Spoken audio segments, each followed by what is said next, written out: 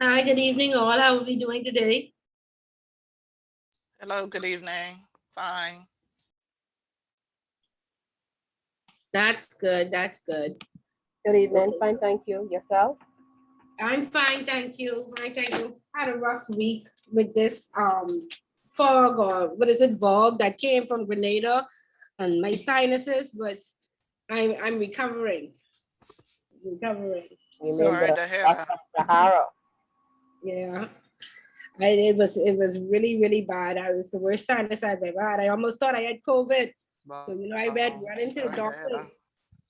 But Sorry to hear that. yeah, it's just a sinus, but I'll be okay. But thank you. But I trust that all of you had a productive week. And I'm hoping that we had the opportunity to read the newspapers. And some of us are going to get our 5% tonight, but we're going to go into the lecture first. Let me see who 13 persons. Okay, we normally have 18. And so also I'm going to assign um, persons to group together in groups of two to take on. We have 10 topics for the final exam. Of course, we know next week is our last and final class, and we'll go over chapters 10, which is governance and leadership, and then we will have review for about an hour or so.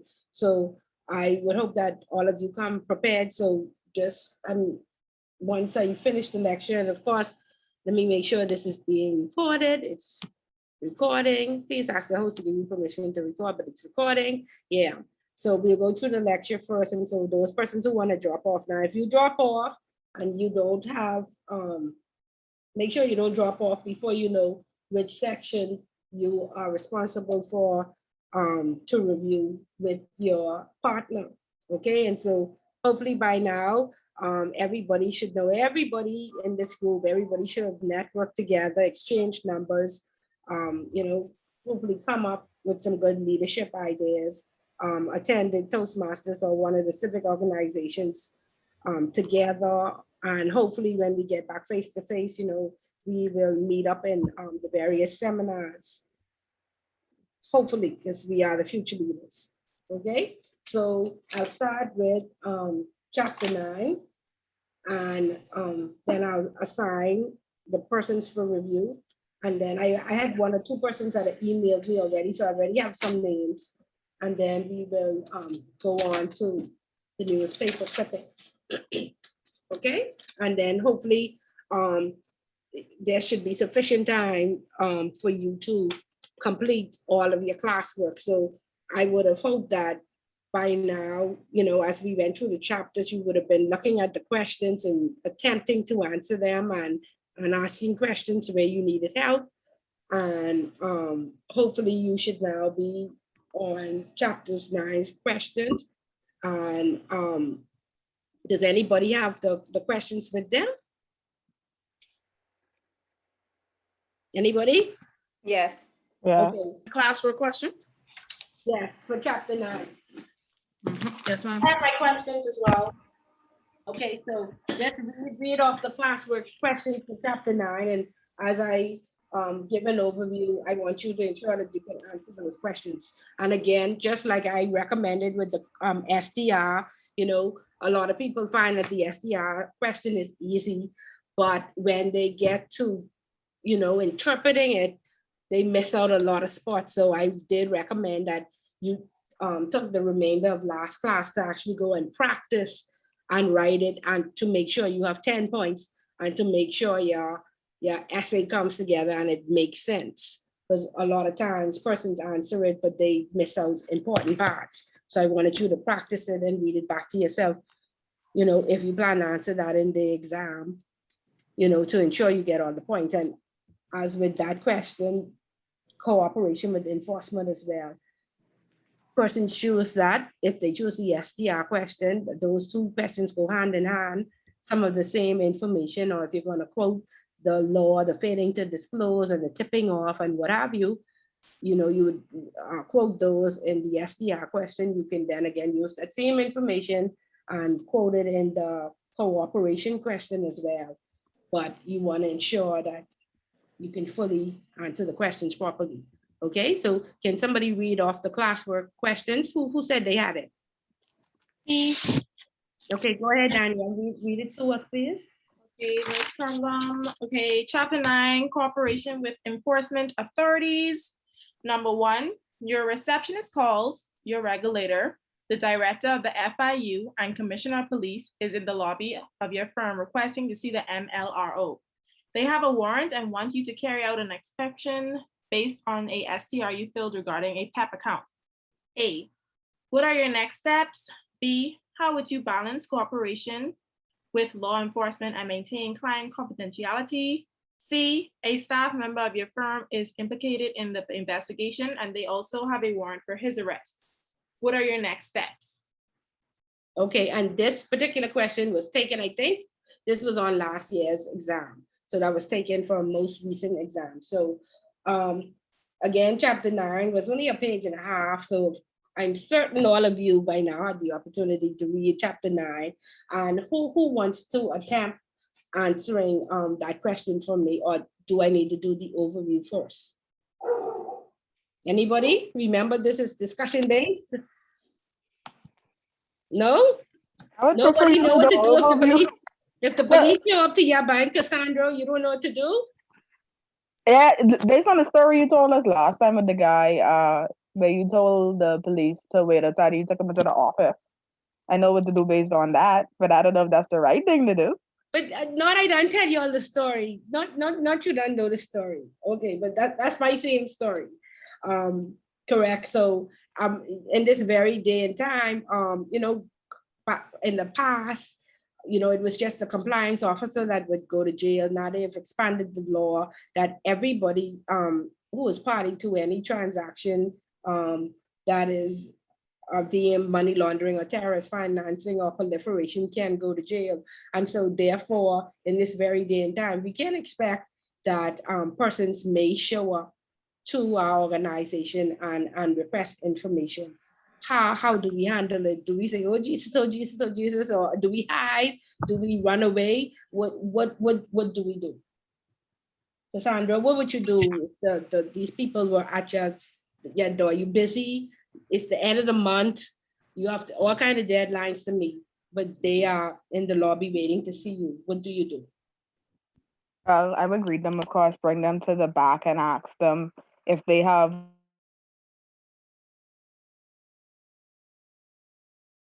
document Production order. Yes, that. If they have those things, and I would ask to see them, make sure see the date, the judge's signature, XYZ.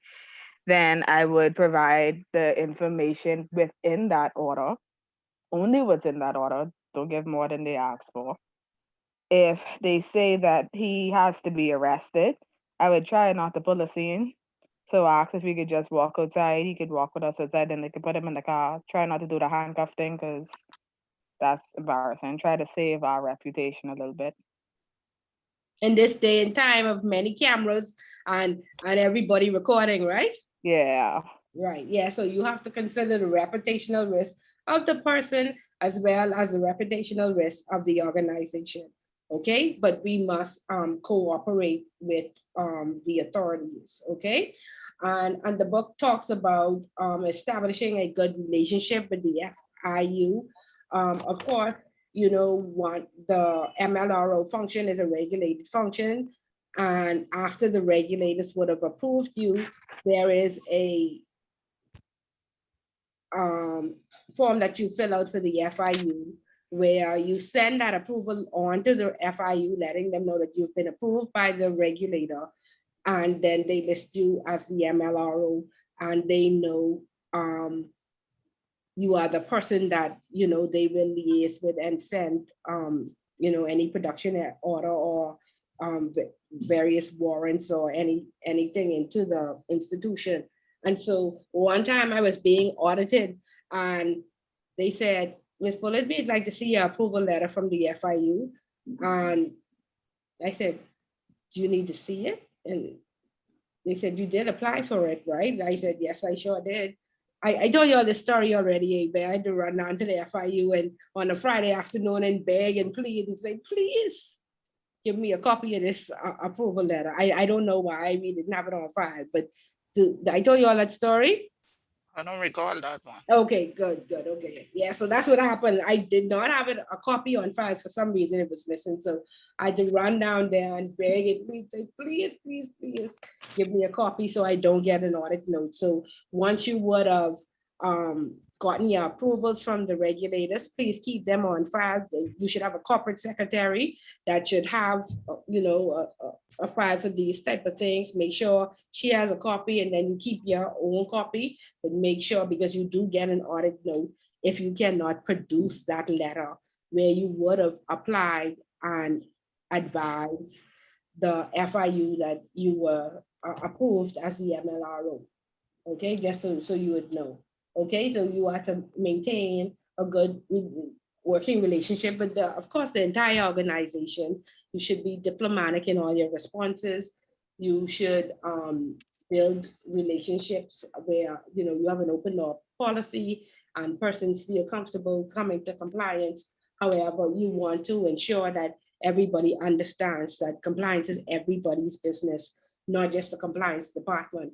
And so you don't want the dependency of the entire organization on compliance. And a lot of information in a lot of institutions, that's how the culture is. The dependency is heavily on compliance, and it's twofold. Sometimes compliance with hard information, and they want everything to come through compliance so they can maintain control. And then in some instances, persons are not interested in being trained and taking on their responsibility. So it really, really depends on the culture. But in those two cases, you do not want to hoard all the information in compliance. You want to sufficiently train your staff so they, are aware of what responsibilities and accountabilities they have. Because like I said, everybody now goes to jail, not just the compliance officer. So you actually want to ensure that that is, in their mandate, in their job description, so they understand their responsibility. You also want to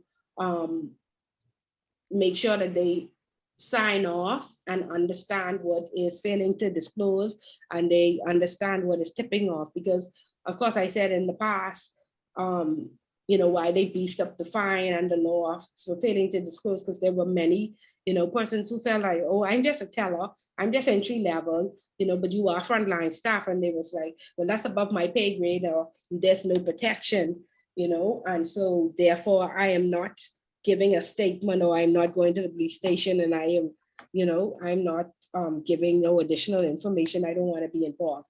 But of course, that don't take the people's job if you don't want to be involved, if you are not going to disclose. But what you could do is through the associations like BARCO, the Association for Compliance Officers, and other, I guess there's an HR association, there are various committees. You can advocate to ensure that there is some type of protection. And as compliance professionals, we have been advocating for years to ensure that if we get to the point where we do have to give a statement, there is a protection against, a personal name, and nobody will actually know that, it was Erica Ferguson that gave this statement, and so Erica would not need to be intimidated, right? So we want to ensure we advocate but not say, protection, so we ain't doing it.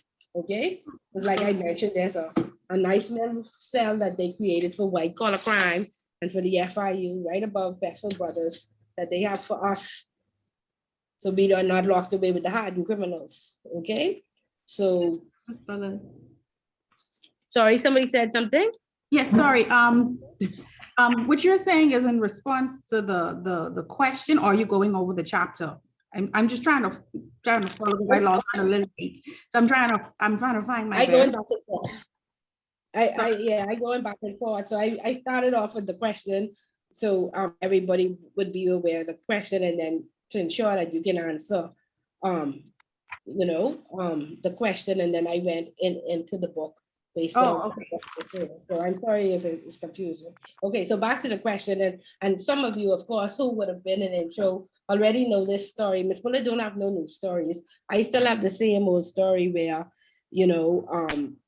the police did show up to my organization, and you know, my very close coworker, and that's what I want to talk about. Suppose it's me and Donna, me and you go to lunch every day. You know, we just help each other. We share work. We work in the same department. You just drop me home every night, but the police is here. You are the compliance officer, and they have a warrant for my arrest. How do you handle that? Okay, now I did have a little trouble with this problem because when I messaged you the other question that I had to answer, part of my issue with some of these questions, and I had a question for you regarding how these questions are going to be worded. Okay, so the question is asking me to put myself in that scenario, which I do not work in that particular role, and I do not work in a financial institution. So I only could approach the question based on my understanding as a regulator.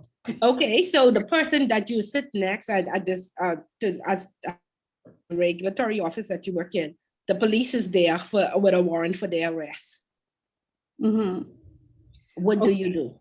And let's just say you have a good, this ain't one of those persons who you can't stand and who's make life hell. There's a person who you is a mentor to, you're going to lunch every day, you'll have a good friendship, you're good buddies. And today she's supposed to drop you home. But what I got to do with it if the police asking for? I just giving you, I just trying to make it real life because this is what has happened. Okay, well, I can read to you what I answered because like I said, I was having a little problem with this question, but I said once the warrant, okay, if I could take it from the top with my answer to this question, parts A, B, and C. No? Go ahead. Okay, so the first part, I said, the MLRO is the primary person, the primary contact person for the law enforcement agency and regulators. Therefore, it is her duty my duty as the MLRO to speak with the visitors. The first thing I would do is greet them and introduce myself as the MLRO.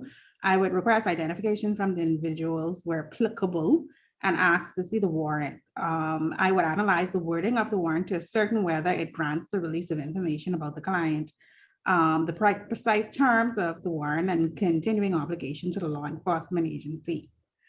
And then part B, where they say, how would you balance cooperation with law enforcement and maintain client confidentiality?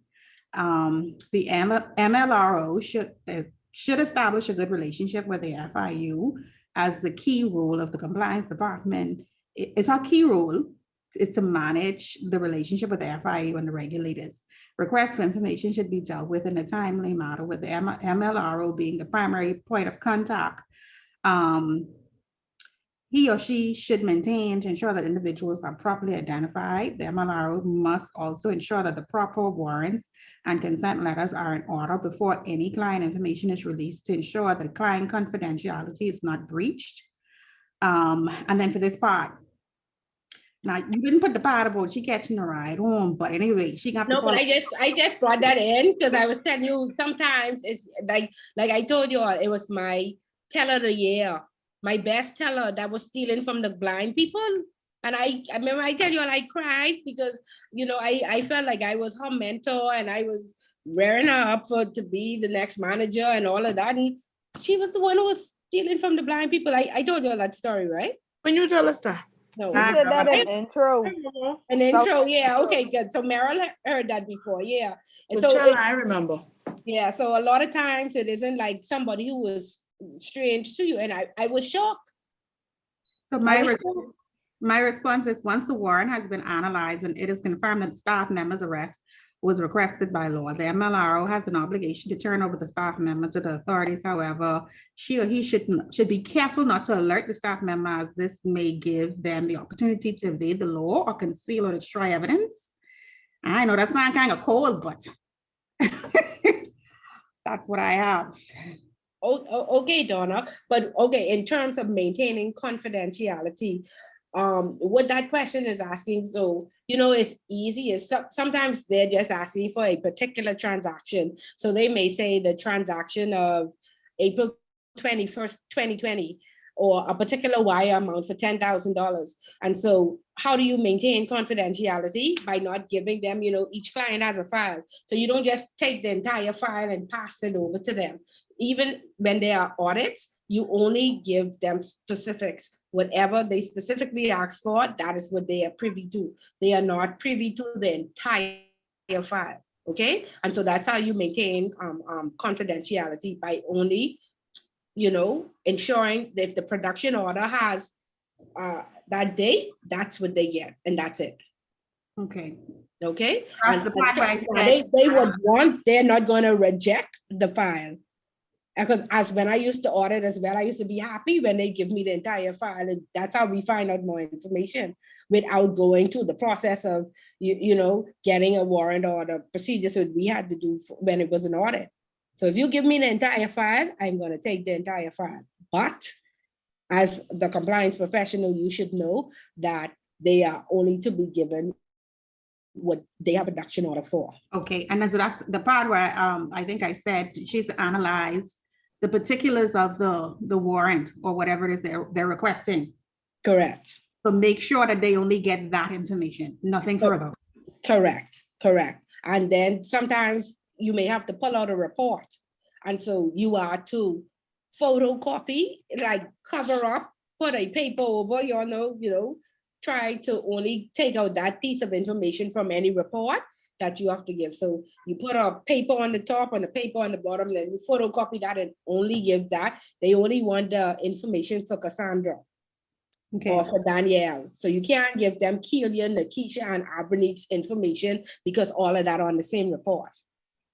okay. And so with my response, because I have to give you up if they ask for you. I mean, that's the appropriate response.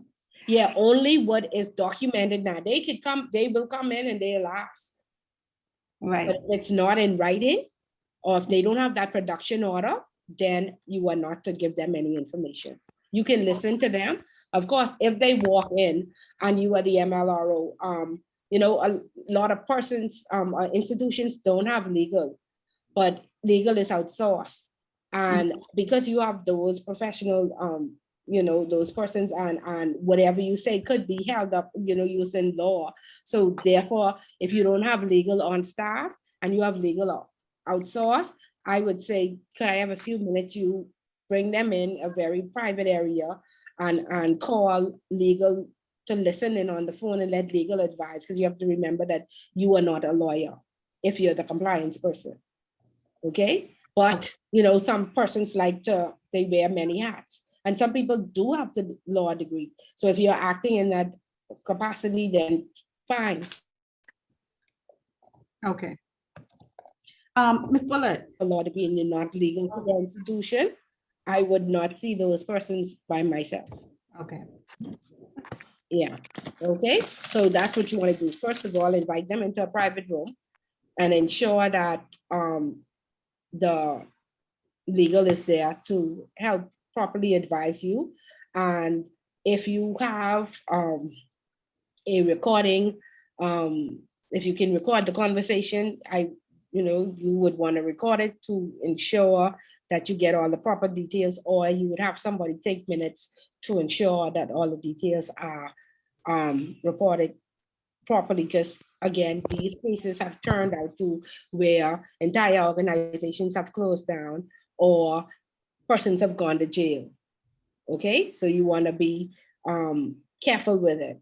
Now the scenario in the homework, I told you all this stuff, most of you, where I had a coworker where the police did show up to our organization and they arrested him on the job. And so what we did is, again, like Cassandra said, we called him aside and we spoke to him, because it could be any of us, and we gave him the opportunity to resign.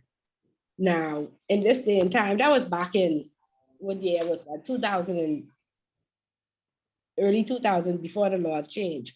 I don't know if persons would want to even take that step, depending on how what the circumstances. But he had been hired knowing that they were from this last institution where he had been arrested and charged. And we just called him in because if Royal Bank had hired him, knowing that he was, I guess, out on bail, they must know what they was doing, right? And so they hired him even though he was out on bail. But of course, you know, in terms of background checks and all these various ethical things that you have to go through now, perhaps all of them wasn't in place at the time when he was hired. So, sorry, it just went mute for a second. They hired him. And so we called him in and he was our friend. In fact, he had just had his 40th birthday. We was to his house, we was having a good time. And, you know, we called him in and we said, the police is here. They have a warrant for your arrest. We spoken to head office and we'd like to give you an opportunity to resign. And he said, okay, I'm gonna resign. And we gave him a piece of paper and a pen and he wrote his resignation right then. And we had asked the police, you know, to just wait in the room and we'd bring him out and they said, well, you sure if you don't bring him out in a few minutes, we'd have to come in with our guns and whatever, and handcuff him. And we had asked, could we please walk him downstairs so we could avoid the staff from running up to the glass and looking and what have you. And so they said, sure, but as we walked him downstairs, one of the police got antsy and they handcuffed him and threw him in the car. So of course, by that time, you know, all the staff was snickering and they was to the glass and looking. And then the police, of course, put on the siren and then all the other banks that was inside that compound came out looking to see why the police was out there with the siren. So, you know, but he did go and win his case later on, 3 or 4 years later. He did win his case because at the time he committed the crime, insider trading was not a crime on the books. And so therefore he, I guess, again, by default or by technicality, he won that case. However, I think it was during the intro, and I was saying all those years, thank God we just let him resign. Even though of course, in our code of conduct, we have, if you were charged, you know, that's could result in termination based on what you were charged for. And subsequently, I even think, you know, the Securities Commission had banned him and what have you, but then the Securities Commission even had to put out an apology and say that he's no longer banned and what have you after he had won his case. However, now, I think during our intro class, I don't know if you all remember this, and his coworker, a new coworker was in the class and he was being hauled before the courts again right then. So for about 5 years, I said, oh, thank God we let him resign and he couldn't come back and sue Royal Bank and there was no repercussion and whatever. And now he being hauled before the courts. Y'all remember that? And we was talking about it in intro? Yeah, I remember. that. You all remember, yes. Uh-huh. He was being hauled back before the courts, yeah. Another case. For another case. Mhm. And that wasn't even his second case, that was his third case. Wow. So I was like, Wow. okay, so yeah. But anyway, so you will, like I say, you will have those incidences where, you know, the police does show up. And in that case, it was for a staff member that for something that did not happen whilst he was there. But there are cases where, you know, things do happen on the job. And I told you all the story too about one of the tellers. She had stolen $25,000 and she had hid it in her backyard. She dug a hole and hid it in her backyard. And I was working in audit and internal control. And of course they sent her up to me and I stopped all my work that day. And I looked through all her teller transactions for that day, me and another staff member. And we was back and forth acting like I was the teller and the staff member was the customer and we was doing all sorts of stuff and she was there crying, telling us she had just had a baby and just gotten married and she can't lose her job. I mean, it's right there feeling sorry for her. And then 2 days later, she was being hauled before the courts because she had stolen the money and put it in her, planted it in her backyard.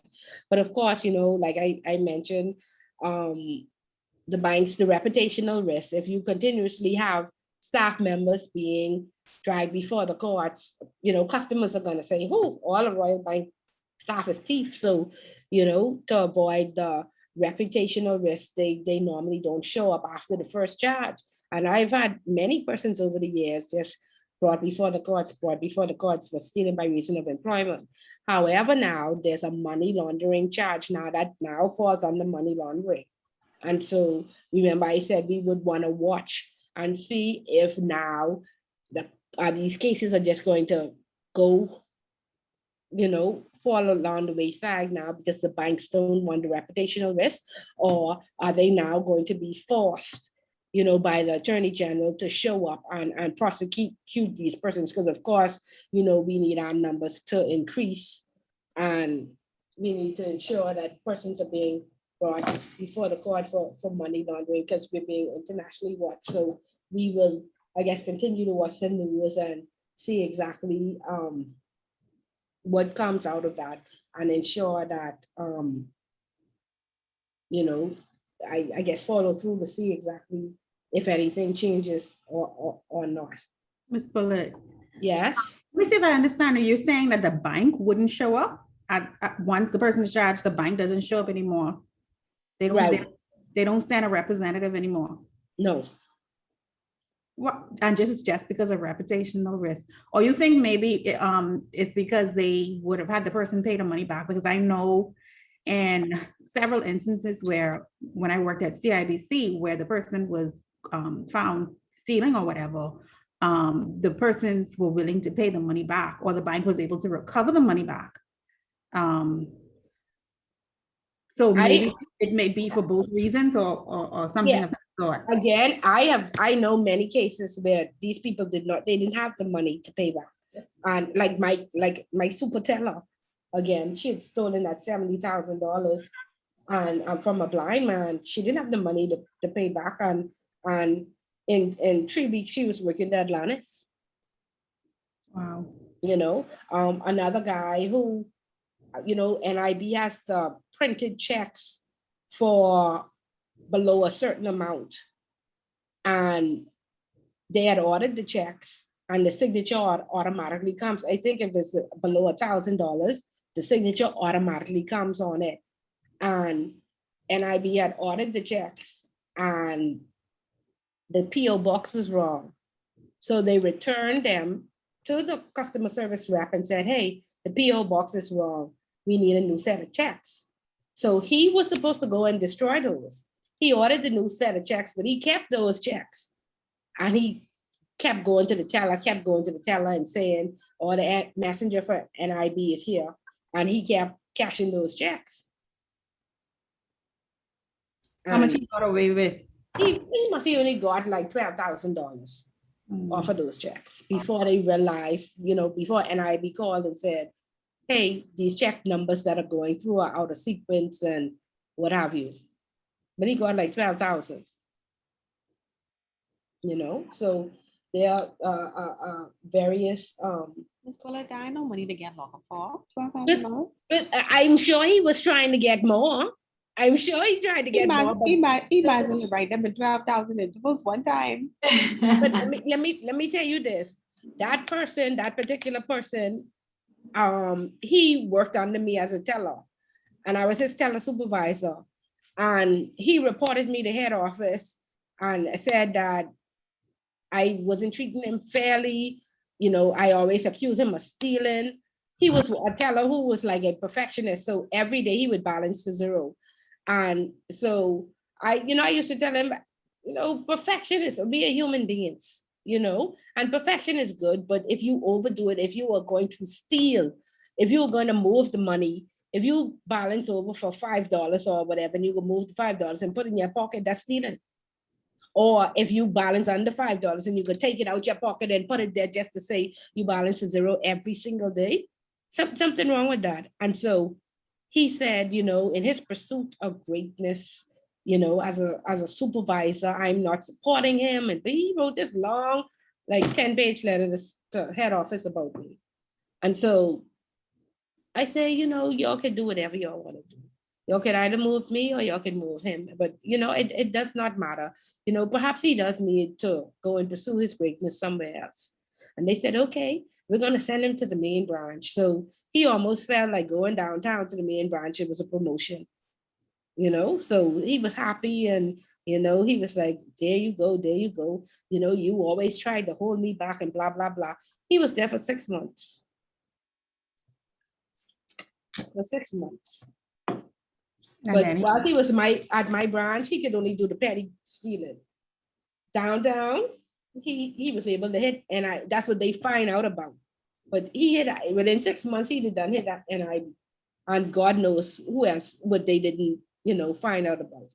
But in 6 months, he was gone, and I was stopping his greatness.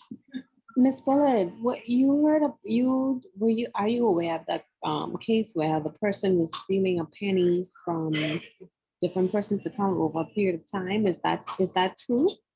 Yeah, I've heard of that, but I think that was at Commonwealth Bank. I'm not familiar with actually who did it, but I did have a case where, you know, somebody did that and they were found out. I thought that was Scotia. Oh, but that was years ago when I heard about it. It could have been Scotia. I thought it was Commonwealth. But yeah, so there are various ways. I had a student out of a high school program come and work with us, and he worked very well. And then we hired him as a teller. Older female convinced him to steal $100,000. He took all the entries home for that day. He took the $100,000. We had done treasury that day.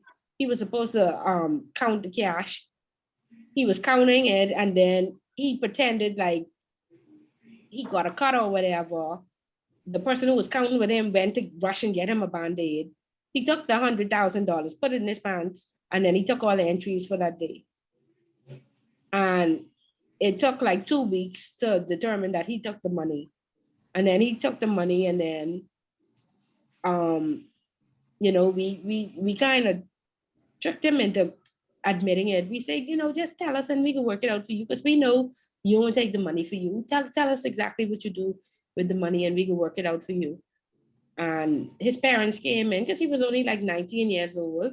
And he said, well, anyway, this older lady who had been in the bank for like 10 years, you know, she promised him a relationship and what have you. And he really, really liked her. And so he took the money and he gave her the $100,000.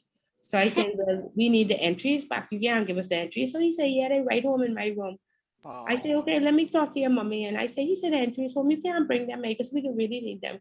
And she said, of course, Ms. Bulai can bring them. I'm so glad you're going to work with him. Wow. Jesus. Yeah. And then, Miss of Bullard, course, you tell him not dry eye like that? yeah, but what else we were supposed to do? Yeah. I Well, mean, I had the very mommy sorry. code. I was very, very sorry and very sad. And there was no way we could even, she just said he lied. And he was only 19 and she was 30 something. And there was no way she would have a relationship with him. And he was trying to tarnish her reputation and blah, blah, blah, blah, blah. Well, we got the entries back and we fired him. The police, again, they never showed up to court or what have you. But in another 3 years, she had done some other fraud and she ended up getting fired. But we couldn't fire her for that. But for those 3 years, I can tell you that was hell because they was watching her like, if she go to the bathroom, they used to watch her, you know. But in 3 years, she did some other fraud and then she got fired. But I was very so sad for that young 19-year-old boy that she took advantage of. Yeah. Okay. I think that so much fraud and bank theft happened back in the day before we tightened the laws. For the same reason that nobody was really going to jail, because in a few of my roles at CIBC, I uncovered a lot of theft. And all the bank did was made them pay the money back. I think they even had somebody get a loan to pay the money back. And they let those people go on their merry way. I think in my history of banking, I don't recall one individual going to jail for stealing the bank money. Right. Again, because the bank never showed up to court and they wanted to avoid the reputational risk. And remember, I told you I was at Royal Bank Trust and the whole trust company closed down because of the 5 other entities that Royal Bank had. And they did not want every single time the French government took us to court for it to be plastered across the French news and the Bahamian news, you know, and the media was calling us. I am every day I had to remind my staff, they are not allowed to speak to the media. They are not allowed to go on social media and make a comment in regards to what was happening and what have you. So it was a lot. So, you know, they closed, and the trust company was very, very profitable. There was no reason, but I mean, we had to close because of that case, but, you know, so, you know, that's what happens. But I want you to know that it's very real, and it could be the person sitting right next to you, the person that you drop home every night, the person that you go to lunch with every day, and you cannot fail to disclose. Okay? And some of us are having a problem because another incident where the person failed to disclose and she lost her job. We had a Christmas program for the staff where staff members, you know, would sign up to have like $10 taken out their out of their salaries every payday. And there were two very senior persons signing on that Christmas account for the staff. And so at that time, we had like 400 staff members in there. So the account was quite hefty. And that person used to go to the staff, the second signatory, and say, oh, well, Miss Bullet wants to borrow something from our Christmas club or this one. And so you know, the deposits, I mean, the withdrawals became like continuous, and almost like say $40,000 was off of the account. And so then the second person said, you know, I need to do a little audit of this account and make sure that the staff members were getting their money, because she would just sign and the other person would say, I go get them the cash or what have you. And so she never gave the staff members the cash. She basically was stealing the money for herself. And so that second signatory was implicated, and she lost her job as well because she was signing the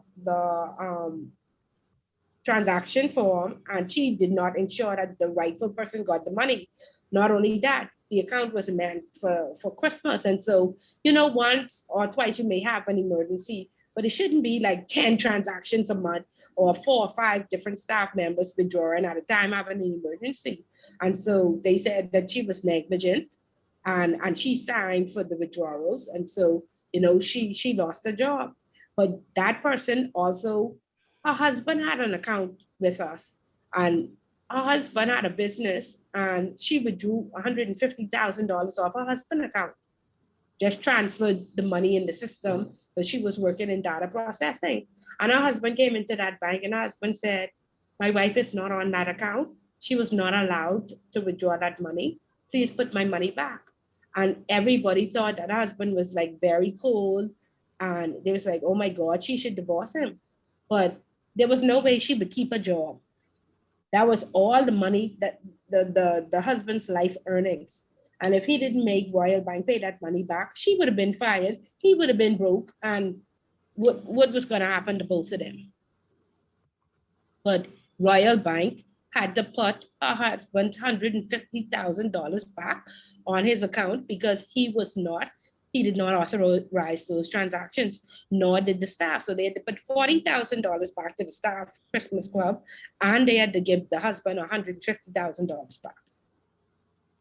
Ms. Bullock, So you who's said, to say they weren't in cahoots? Okay, but she got fired anyway. She got fired anyway, but only one person was charged. Did she get fired, but she still had the money? Yeah. True. and you said the person who signed off on that's the supervisor who signed off on the withdrawals, they were fired too? Yeah, they were for negligence, because even I can't just come to you and say, well, Donna say she need to withdraw from her say Christmas savings and this $3,000, and I need to verify that Donna received the $3,000, because the staff members did not even know that this was happening. They assumed it was a Christmas club and you weren't allowed to withdraw from it. I had uncovered a similar scenario involving branch manager and customer service manager, where one of the administrative officers who worked with me, she was supposed to be paying bills, utility bills for the building. And she was carving off some extra thousands for herself. And the same scenario where they signed off on it blindly, didn't even look at the entries, didn't recalculate the entries back, and they were not fired.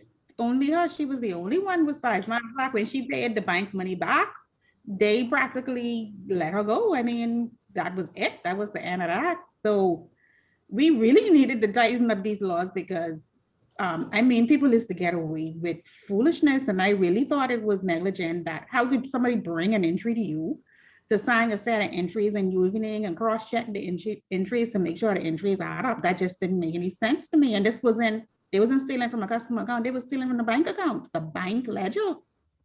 So I'm not sure like why the bank didn't go after the manager and the supervisor either. But then here's the thing, you being in those positions where you uncover all this stuff, I could kind of understand the MLRO and the compliance officer position being one that is so sensitive because I wasn't even that function. I was just an administrative officer who uncovered the theft. But I was practically blacklisted by other supervisors because they was like, oh, you pimp on our friend.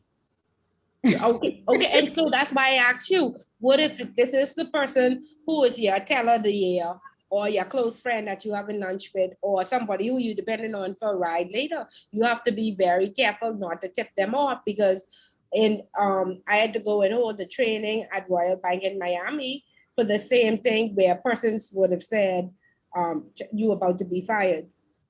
And the person took all the bank files and put them in the shredder. Somebody had some files home and they never brought them back. Sorry? She would have hit all the entries and stuff like that, but it's one thing that we use, the scanning system. So the entries were scanned before she was able to get to the entry. So we couldn't find the physical entry, but we found the scanned copies and I was able to follow the paper trail. Okay. She even went and had the teller back on the side. We went to the camera. She had the teller back on the side and she keyed in the entries herself. Wow. Yeah. And all of that, but they still upset with the fact because the girl lose her job and that's their friend. So that this MLRO and compliance officer position, a very serious position. Yeah, very, very, very serious. And again, like I say, persons just be like, oh, the bank have a lot of money, so they don't really care. And that's my friend. So, but again, like I say, don't take these positions. There is now a charge for tipping off and failing to disclose. So you can't talk about, oh, that's my friend and too bad for this bank or whatever. If the bank fails, then you don't have a job, you know. And if you are being honest and showing up to work every day and doing what you're supposed to do, everybody is supposed to be honest. And, you know, to me, stealing is a disease. And if you turn a blind eye once, that person ain't gonna stop. You know, and I think that's what happened. From you say you thieving, you ain't my friend. You what? Why would they be? You know what? Okay. Yeah, but you know, people, some you know, because I teach a class now where you know, we're talking about employment theft, and people always have a reason. You know, we're talking about taking home the paper and the stapler and the toilet tissue, and people normalize that like that's okay. One person in my class and this supervisory skills, she said, well, Miss Bullet, I asked the manager for 2 packs of paper because my church needed something. I said, that's very inappropriate for you to ask the manager. The manager should not be authorized to give you no packs of paper to go and do a child's project or a church project. No, you know, you shouldn't even be asking that, but they you know, people normalize these things like it's okay. But if we have 100 employees and 100 employees taking their own paper and the staplers, and that's operational costs. Correct? We normalize stealing like it's okay. No, it ain't okay. So y'all please stop taking the people's pens and their paper and printing the church booklet and doing all these extra stuff in color, these projects in color, and using up all the bank ink and stuff like that. Well, don't go there. I'm telling you, stop it. Stop it. I can't print my Amazon receipt. No, in color, stop it. And these 10-page booklet and thing which you all need for church on Sunday morning, stop it. What about stuff for this class? Yeah, no, stuff for the staff, that's fine. That's No, for the stuff for this class. No, you don't pay. Everything should be online. You don't need to print nothing. You should be able to read online. They paying for us to go to this class, though. Miss Bullet, I can't read online. I need the paper Trying to in front make of sure me. we pass. No. If the bank say we pay for your school fee and the printing and whatever, make sure that's where it should be authorized for something that the bank has sponsored or the institution has sponsored, not for your personal use. And that's why the operational cost is so high. Okay. But then let's talk about customer transactions. And again, we have the C-file case where we know that our good Edison Sumner, would have had that account for, cryptocurrency or for investments. However, they were allowed to buy trips to Orlando, a Rolex watch, a Mercedes Benz, and what have you.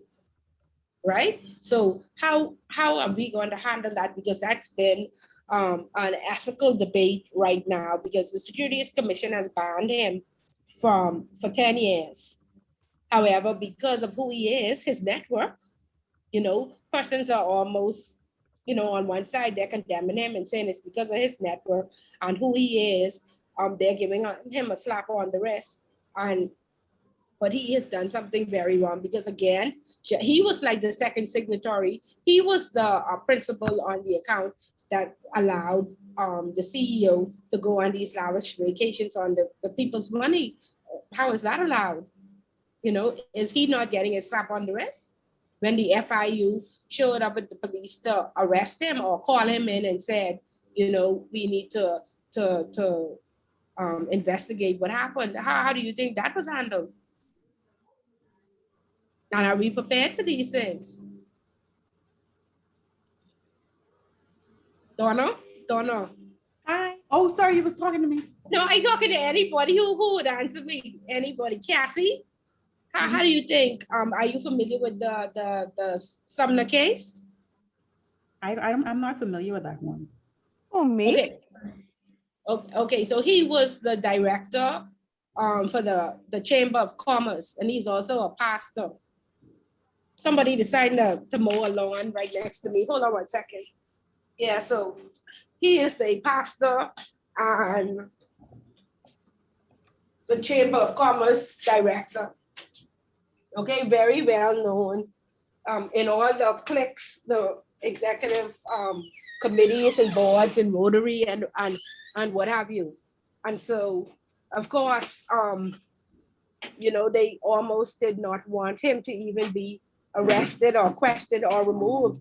In fact, when he resigned from the what is it? Not the commission. What do you call it? What is Chamber of Commerce? The chamber. When he resigned from the chamber, they said you don't have to resign. But This was in why? 2018, right? I'm looking at the article now. Yeah, in 2018. Yeah, so they refused his resignation and said he did not have to resign. So how do we deal with something like that? Why didn't he have to resign? Because of who he is. Because of who? Right, because of his network. Simple. Because he's a pastor and because of his network. Let's look at the youth pastor who just got let go from the Ministry of Finance, who just got charged and fined, who stole the $400,000. He was working at 2 banks where he got let go for stealing from 2 banks. And then how do you get let go for stealing for 2 banks and then the Ministry of Finance hires you? And then when he was brought before the court, everybody said, oh, he's a youth pastor.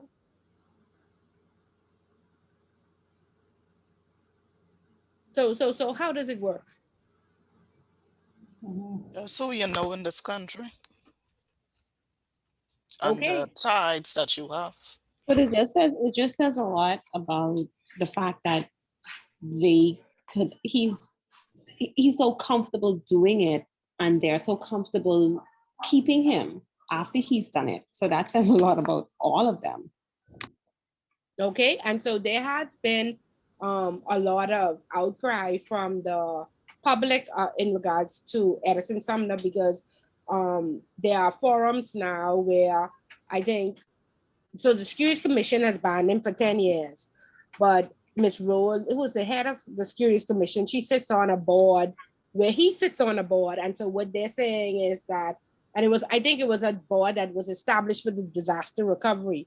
And so they said that Ms. Roll should have said, he should not be allowed because he is banned because of his history, and during his ban, she should insist that he is not hired, you know what I mean, in the financial services sector. Has anybody heard about that? No. No? Okay. Yeah. So that's the controversy there. Is it ethically right for him to, if he is banned, if he indeed, he did not actually go on the vacation. He does not drive the BMW. He didn't get the Rolex watch. But again, like I said, the transaction went into, let's say, a Scotiabank. And what all of us are comfortable with is the signature match, process it, right? That's how we send through the transactions. So we are not looking at the profile. We are not looking at this account and saying it's for investment only. This is not his money. This is an omnibus account. That means this money belongs to Miss Bullard, Erica Ferguson, Miss Goddard, Miss Morris, Miss Hedberg, Miss Marshall. That's their investment money that he went and bought. He signed along with his CEO who spent it on pleasurable things. Okay, so as the gatekeepers of the account, Scotiabank allowed them to walk out the bank with the money. Until now, all of us are at a loss. So of course, we want our money back. And we have to sue them to get our money back, right? We lost our $100,000. So you can imagine how those clients feel, that Scotiabank did not do what they were supposed to do, and he didn't do what he was supposed to do, but now he is allowed to, the Securities Commission banned him, but he is still allowed to sit on this board and that board and the next board, and we didn't get our money back yet. Right? I have a question. It's Nikisha. Go ahead. I know I know one of the triggers for the STR is of activity out of the profile, but how much of the systems are actually built just on monetary thresholds versus profile discrepancies? Because profile discrepancies, I would think, is more qualitative than quantitative. Or is it that we should be regularly reviewing transactions depending on the risk profile of the client as well, and not just relying on the over a certain dollar value limit for hits? Right. So every transaction that comes through, there's certain steps that you take. There has to be a callback. I normally persons give a threshold of like $10,000. So you have to call the customer back, because remember, you would have received this by email or fax or what have you. So you call back to verify, did Ms. Bullard, actually send this transaction? Because what the scammers are doing now is they're like changing one number, like my email address is tbullard1-800. They'll probably send it from tbullard180. Send a transaction through to wire out funds. So the first thing is a callback to ensure that this came from Ms. Bullard. The second step is this within the profile? I look at the account that says this account is for investments. Who's investing a BMW from Auto Mall? How are they allowed to purchase this BMW? Right? But in the past, we were just saying, oh, Ms. Bullard and Ms. Ferguson are the signatories, process it. Right? And so each transaction is scrutinized. Each transaction should not only be checked to make sure that the signature matches, it should be checked to ensure that it's within the profile of that account. So then, Ms. Bullard, the question is, this particular account should have been properly relationship managed then? I mean, of course, every account is relationship managed. Every account has an account manager assigned to it. Okay. Everyone. The relationship manager wasn't properly vetting the Correct. transactions then? Correct. Correct. Nikisha, did I answer your question? Yes, ma'am. Okay, and then after all those transactions have gone through, each relationship manager should then, if they have high risk accounts, do a review annually. If they medium accounts every 2 years, if it's low, every 3 years. And this is why they are highly paid, because it's a lot of work. But a lot of times the reviews are years behind and they're never done. Okay, and so persons know, so they bank on our ignorance that we are overworked and underpaid and we're not following the proper process. And so this is why he was not only able to get the trip to Orlando, he was able to get a BMW and a Rolex watch and many other things with the people money, and the people got no return. And so I'm certain that I think it was Scotiabank where the account was, and they are gonna sue Scotiabank, and Scotiabank is gonna have to pay them back because they were negligent. So did the commission, because I'm not familiar with this case, but did were there any implications for the company where we're still talking about Edison, right? Yeah. So the company lost their license, of course. Okay. The CEO was banned for life, and Edison Sumner was only banned for 10 years. Okay. Yeah. And people felt like that was a slap in the face, that at least if we were paid back our monies in full and not have to sue to get our money, then we could understand him being, because he was just as, if you are a signatory on an account, you are just as responsible as the person who's stealing. This is why you are a second signatory, to ensure that a person doesn't steal. So you are very negligent if you say, oh, I don't prepare the transactions, I just sign up. No, there's something called a verification of a transaction. You too are supposed to say, Donna, put out this transaction, this is authorized, and you have to make sure that the person who is supposed to get that money get that, or you are responsible. Because that's what happened with Royal Bank, where, with the staff money, they could be cool. They come up and say, oh, Donna want to withdraw from the Christmas club. Sign this for $3,000. I can give Donna the money. You never check back with Donna to say, hey, Dawn, you got your $3,000? No, I didn't make a withdrawal. What you talking about? You see? And so you stop it right there. But this was months later when like some $40,000 was missing when they came around, and not that our husband finally checked his account, $150,000 was gone. Okay, so when you sign on these accounts as signatories, and a lot of us do it, some people don't even look. And we had a crew who used to say, oh, I go into Donna because Donna don't even look at the transaction. And where I used to work, I mean, the minimum a transaction was $5 million. And so they just sign and they talking to you, hey, Miss Bullet, how your day was, blah, blah, blah, signing away all the bank money. And if I was a thief, I could have gone with it 1,000 times, because there are some signatories who have unlimited signing capability, and they just wonder how your day was, and they just signing away. I can't pay $5 million back in my lifetime. Okay, so like I said, be very careful and take these things seriously. Okay, check everything. If they say it's a check that has to be prepared, you check the check number, you make sure it lines up, you make sure everything match. Okay, do not take that signing authority lightly, because you are accountable. Okay, and like I said, a lot of people, they bank on your ignorance. If they feel like, oh, Donna just a sign, make sure go to Donna. They can take advantage of you. Or Morris don't really understand how this process is good. She just can sign it. And then some people are intimidated by, sales people. Like the salesperson was like, how many days are you going to take to approve a transaction? I'm reporting you. I say, fine, go ahead, report me. And report me, the CEO will say, oh, this is very urgent. It's urgent, it has to go today. I say, okay, it's outside of the profile. I need a source of funds. I need a copy of a contract to show me exactly, where this money coming from. I've never heard of anybody refusing money. We need as much money in this bank as possible. You don't want a job? I say, yeah, but we can't just accept $1 million coming from anywhere.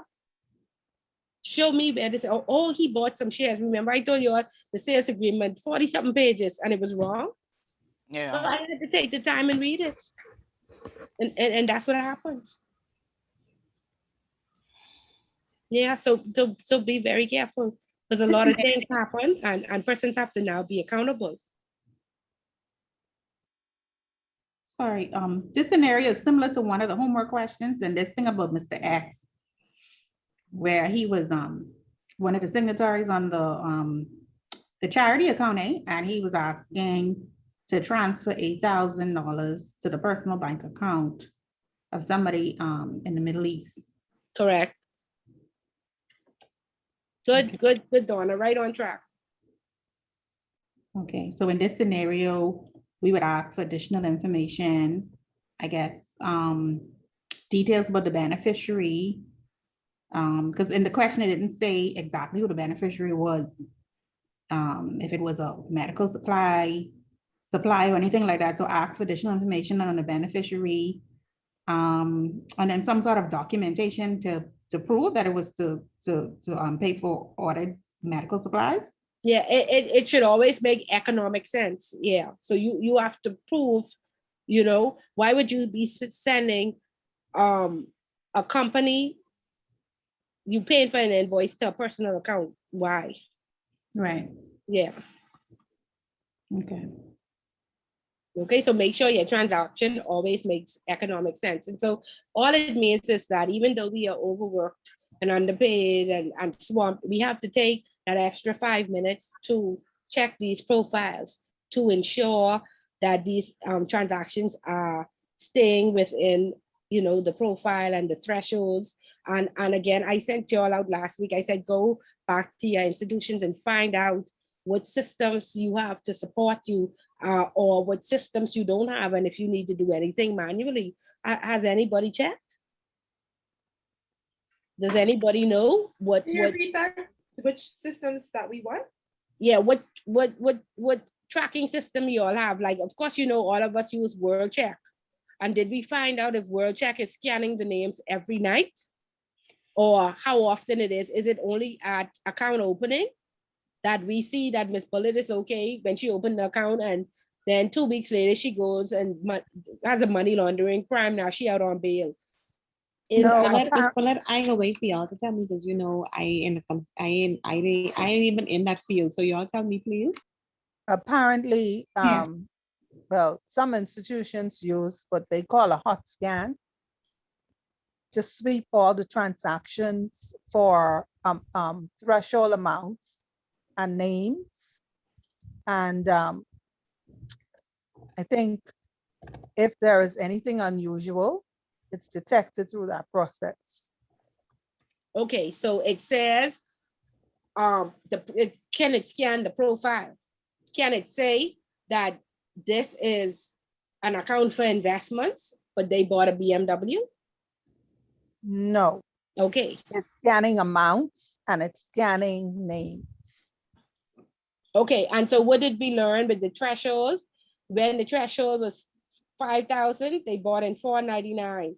Then it went to 10,000, they bought in 999. Now it's 15,000, it's 1499. Yeah.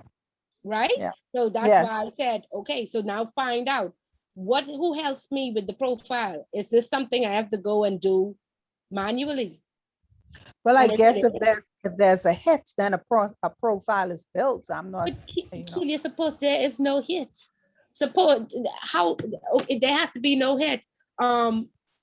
Okay, I know that if it's over $100,000, then I could get a hit. So of course I'm gonna send $70,000 each time, but that doesn't mean I didn't buy a BMW with the 70,000.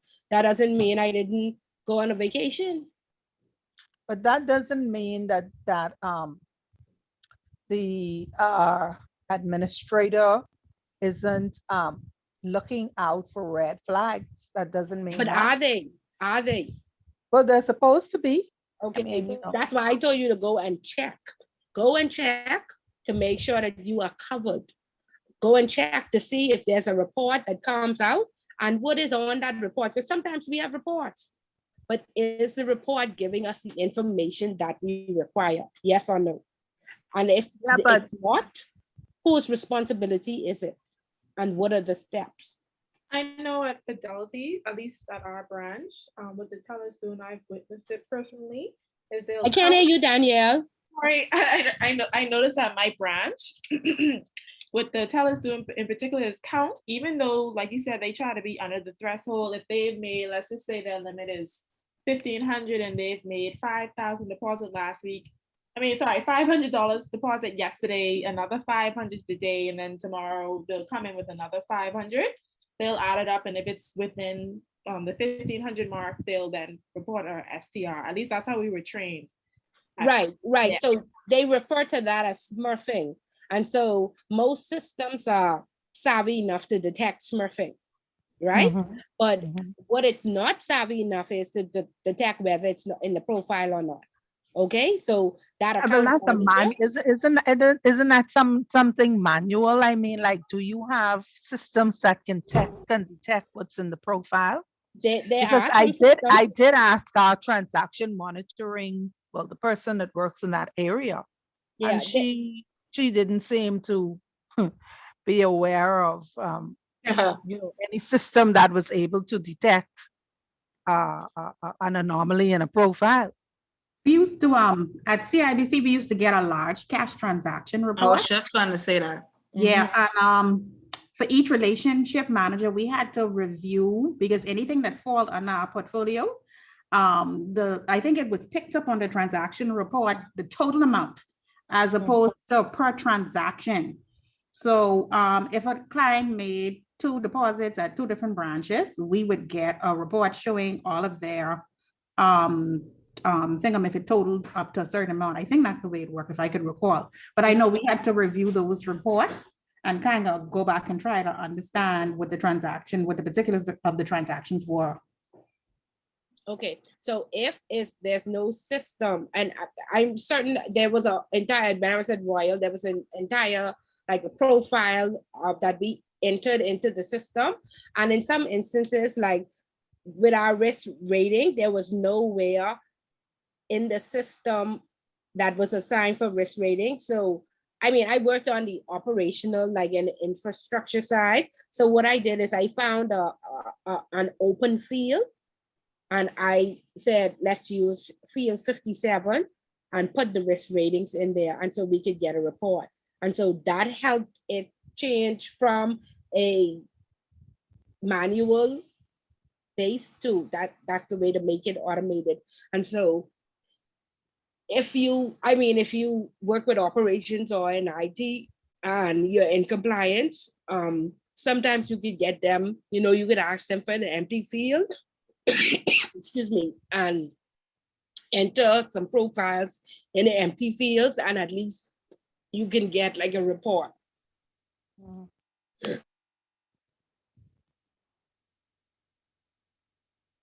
Okay, it has been helpful to me because there was institutions that I worked at that didn't have such a savvy system that would, show you what the profile is. And when I was at Royal, I could just pull the account up when the transaction came in, see the profile, see the threshold and everything, and then say, okay, I can approve this transaction to be processed. Right, that's what we do too. Yeah, but if your system does not do that, then you have to find out what the workaround is to protect yourself, or whose responsibility it is, and then make sure it's being done. The next thing, like I said, most times WorldCheck and Nexus is only done when the account is open and no more, until there's a review. And so a WorldCheck is required every time there is a transaction being sent out. The WorldCheck must be attached to the transaction. Okay, and so is the system not checking the names every night? They are, but that's an addition. Oh, the administrator has to attach a WorldCheck every time a transaction goes out. Okay, yeah. So we didn't have to do that because our system swiped it every night.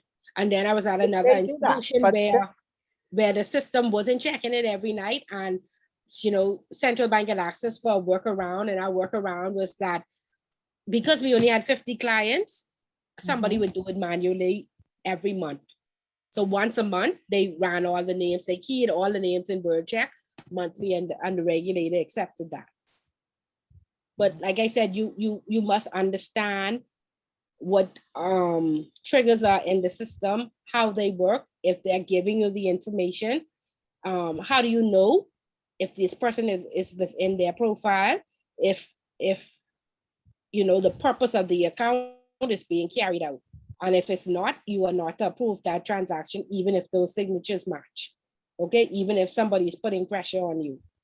It must be within the profile or make economic sense. In the past, we just put it through when the signature match. Now, it must make economic sense, and it must be in the profile of the company account, because most times it's not their money, it's somebody else's money. And those investment accounts and those omnibus accounts, that's somebody else's money that they are investing. And you are the gatekeeper. Okay? And so, of course, when they go out of their profile, you fill out the suspicious transaction form, you let the MLRO do an investigation and ensure that, you know, you understand. And again, when, or the person is doing what they are supposed to do. And again, when the review comes, you make sure that gone are the days those reviews are piling up for months and nobody is doing it. And at minimum, for the review, you go into the history and you put the January to December, and you print out all those transactions and you look at them and you make sure, okay, where did this go? Water and sewage, make sure the same pay, Miss Bullet, water bill, this pay the company water bill. You know, so you have to do a spot check to make sure. Okay, 100, what's her name? Urban renewal lady, Michelle Reckley, worked the government, salary $2,000 a month, $1.3 million. Where does this come from? Right? You have to do the proper checks and balances. You can't wait till the people, and because we are watching the news and we are reading the newspaper, we can't wait till, you know, we say Donna. Where I know Donna Headburn from? Where I know this name from? Why Donna on the TV? Right? And then we put our name in the system and both. Right? No, we must do our balances and checks, and we must be able to answer knowledgeably. So now, when the police comes in and said, Miss Bullet, what is happening across this account? I have a production order. I have a disclosure order. Please answer these questions for my statement. I can't just be there trying to figure it out. I can tell them, give me some time to prepare and talk to my compliance and my legal, but they may want a statement right away. Is this the time now to go figure out how the system is? Or I say, well, you know, that ain't really my department and I ain't really sure that, but Ms. Bullet, you approve transactions. So what you think happens? If somebody would have been taking advantage or infiltrating the financial services sector and we were negligent, what happens? At minimum, the company gets a fine, we may get a fine, and we can get jail time. Okay? And I said 1 million times, we are being internationally watched. Insufficient persons have gone before the court. Some people need to go to jail. Please make sure it ain't us.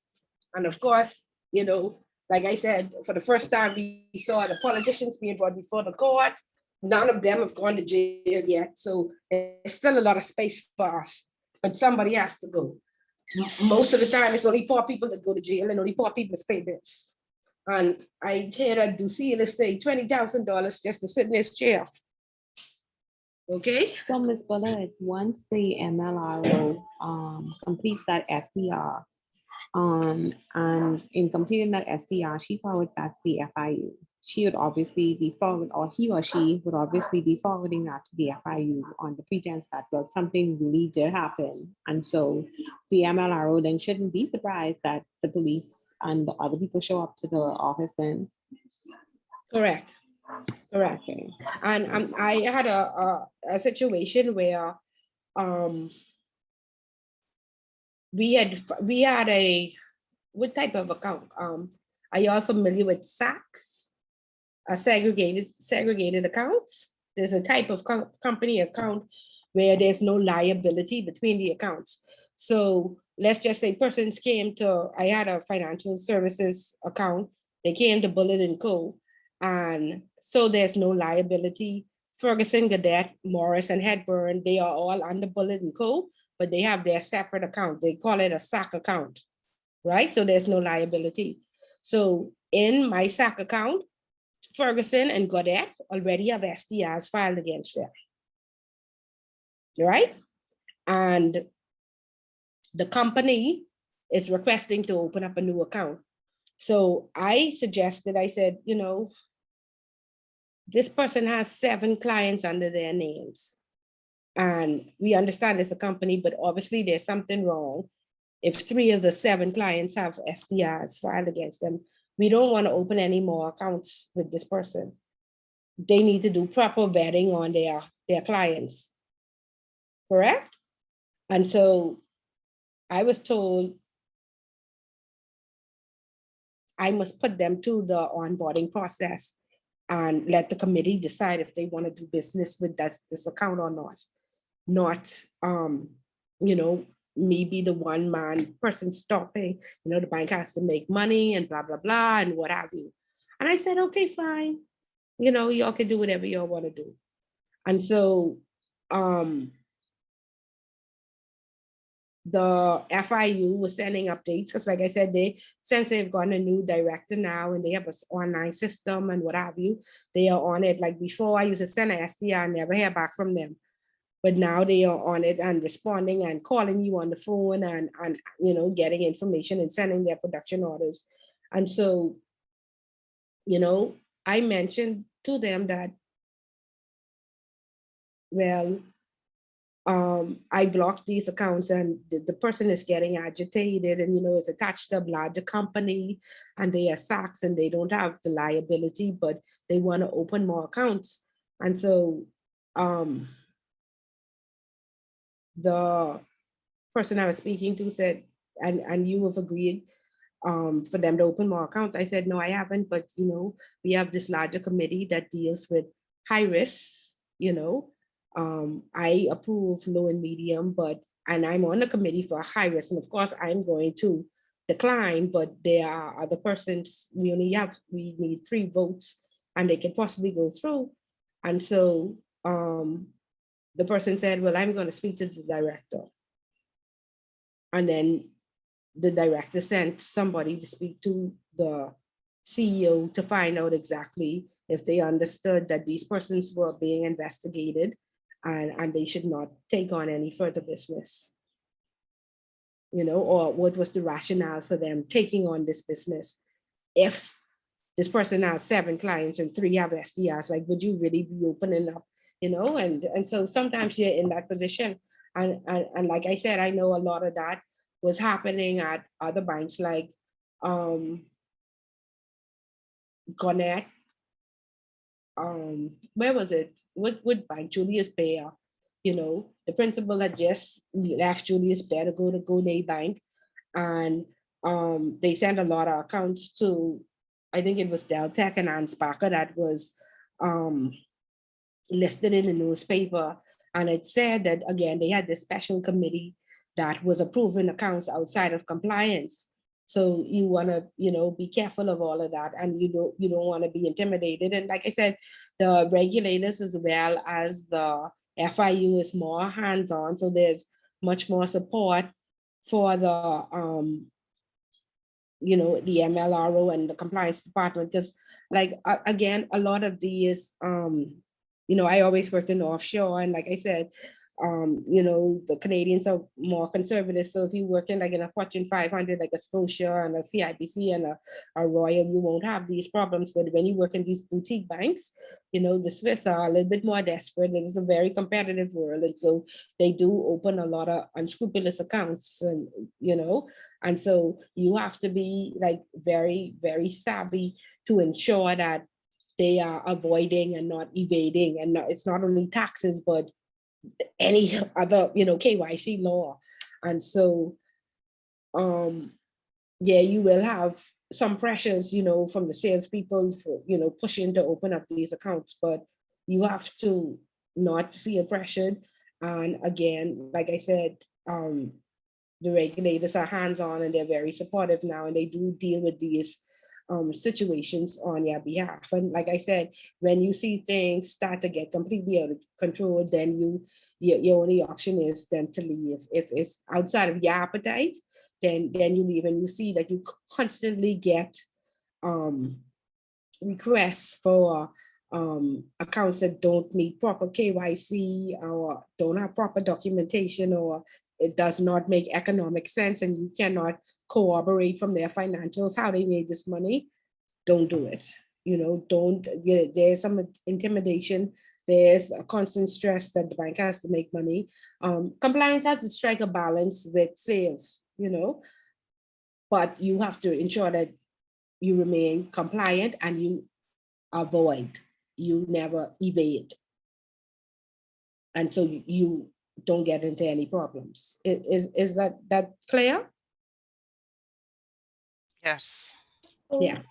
Okay. And some of you work in the offshore, so you relate to what I'm saying. You understand where I'm coming from, right? Surely do. For those of us who don't work in offshore, though, I have a question, because I noticed that 3 or 4 of the homework assignments were specifically for persons who are currently in the role. Will there be a question on the exam like that? Because when I impose for those questions, I can only answer them from a regulator perspective. Will I be? When you mean 3 or 4, the questions are for who is in the role? They were specific. There's question 8. Suspicious transaction reporting. Establish what approach your firm takes to client transactions monitoring. Like, you literally have to be, with these questions, I skip over it because they're asking, do you use an automated system? I don't use no system where I am. I mean, then, but see, then Donna, you have to find out, because truly, right? You worked in a bank before, and that's how you, if you go up the ladder, that if you would either work in a financial institution to be the regulator, to be efficient, correct? Right, so you have to use your days of before to but get back this then, like you said, this was pre-2018. So things have changed a lot since I sat in those roles, where I worked with the risk and compliance team. So a lot of the stuff that we're going over is new to me. Okay, so what should Donna do? It's not going to be that difficult because I'm in insurance, so actually none of what you guys say is applicable to me. But based on the questions and intro, I didn't see a problem with it. It was pretty straightforward. I used the books and the examples from class to answer the questions. So I'm just asking, like, if a question is on exam. No, but I'm just saying, so in real life, because you are the regulator, what should you do? I mean, we will research and find out the information. Or get some cross training, because times have changed, and this is why. That's why I'm here. You know, yeah. So you are here, and now from here, you need to now ask for some cross training. So one of the institutions that you supervise, you should perhaps go and spend a week or 2 with them to cross train, or when they go to do on-site visits or inspections, you should ask to cross train with that team to go with them, so you can get some, you know, up-to-date practical information. Yeah, we're working on that. That's something we're working on, but because of the COVID, that can't happen right now. Right. Yeah. So, but that's staying current is very important. And like I said, in the newspaper now, when you see they're asking for compliance officers or very top executive positions, they say they want persons who have gotten their degree in the last 5 years. They don't want somebody who had their degree from 1999, like me. Okay, unless you can prove that you have stayed current and abreast and know what's going on today, because after 2018, everything changed. Okay, so you have to keep updating yourself and upgrading, and the only way you know how to do this is if you you know, attend seminars and the industry briefings and you know, the various updates. So you have to stay current. Okay, and there's something called continuous professional development hours. You should always attain your CPD hours each year. And networking, that's one of your favorite words that you always emphasize stuff. So if I ensure I could call one of my friends and of course and ask them a question because they're in the role. Of course. They don't ignore my call. Of course, yeah. But but my, that- my question specific was like, if there is a question in the exam like that, and if I answered from a regulator's perspective, will I be marked down? Not Or- if you answer it correctly. Okay, Answer it correctly, but again, if you are the regulator, the expectation is that you know what should happen in the firm. So, If you Ms. don't, Willard, know sorry. what should happen in the firm, then there's a gap that needs to be filled. So, Ms. Willard, if Right. obviously I wouldn't answer that question on the exam. Why not? Because I don't work in any financial position. Yeah, but okay. But these are hypotheticals, eh? Are they just not hypotheticals? I know, but I mean, for me, answering something like that would actually put me in a role where, like, that would not be my strongest question. But this class requires research, and I know. these are the things that you I'm need asking to know. questions. These are the things that you need to know. So if you don't have, you have to research and try to get as much information as possible to be. Suppose I only select those questions. Suppose I don't give you all the option of 10, and suppose I give you all 4 specific questions. Well, Ms. Bullet, I just want you to know tomorrow I'm gonna sit down with accounts, okay? Thank you very much. Very good. Be prepared, because Ms. Bullen might just do that to now push you all and ensure that you all understand fully. It requires research. Everything is not going to be in the book. That's why it's discussion based. And if there's something that you don't have training, you can't know it all. But if there's something you don't have training on, we have to find a way to get you some training. Even though I don't work in accounts, I still have to do KYC stuff. And so I'm very familiar with the area of KYC in terms of what we have to do for risk management and compliance in terms of local clients and international clients. So I'm not totally oblivious to those things. Okay, good. But I want you to attempt at least one of those questions and try and answer it. And where you don't have the answer or you can't figure out how it works, do some research on it and find out. Excuse me, I'm kind of lost. I'm not sure what questions y'all talking about. Like what?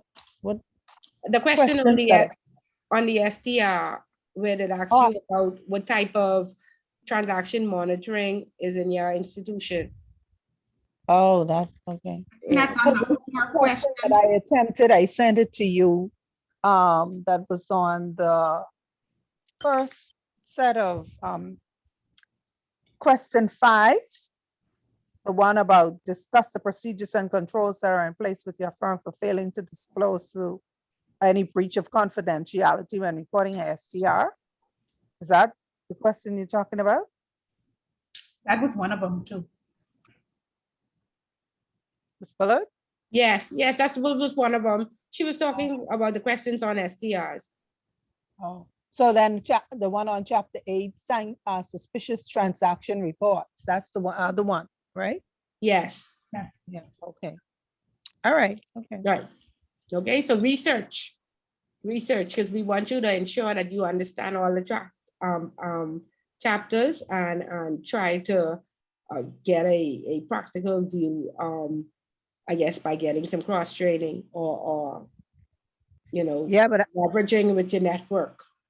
I don't know this one here about job description for the MLRO. Chapter 10. Get the newspaper, go on Glassdoor, go on Tribune.com. But I guess There have been many. In the book. But we want to be compliance officers, right? And MLROs, right? So we need to know what should be on it, right? And what happens, right? But not all of us want to be MLRO or compliance officers. Okay, but we should know what's required. Yeah, I get your drift. I understand. Yeah. Okay, good. So we understand that we should be forthcoming with the enforcement authorities. We understand that we must protect the confidentiality of our clients at the same time. So it's twofold. You don't want to come across as you don't want to cooperate and share information once they have the proper documentation. You know, people like to say, oh, I'm in charge, I don't need any help, but Ms. Bullitt is a wimp. I always want legal. I'm not a lawyer.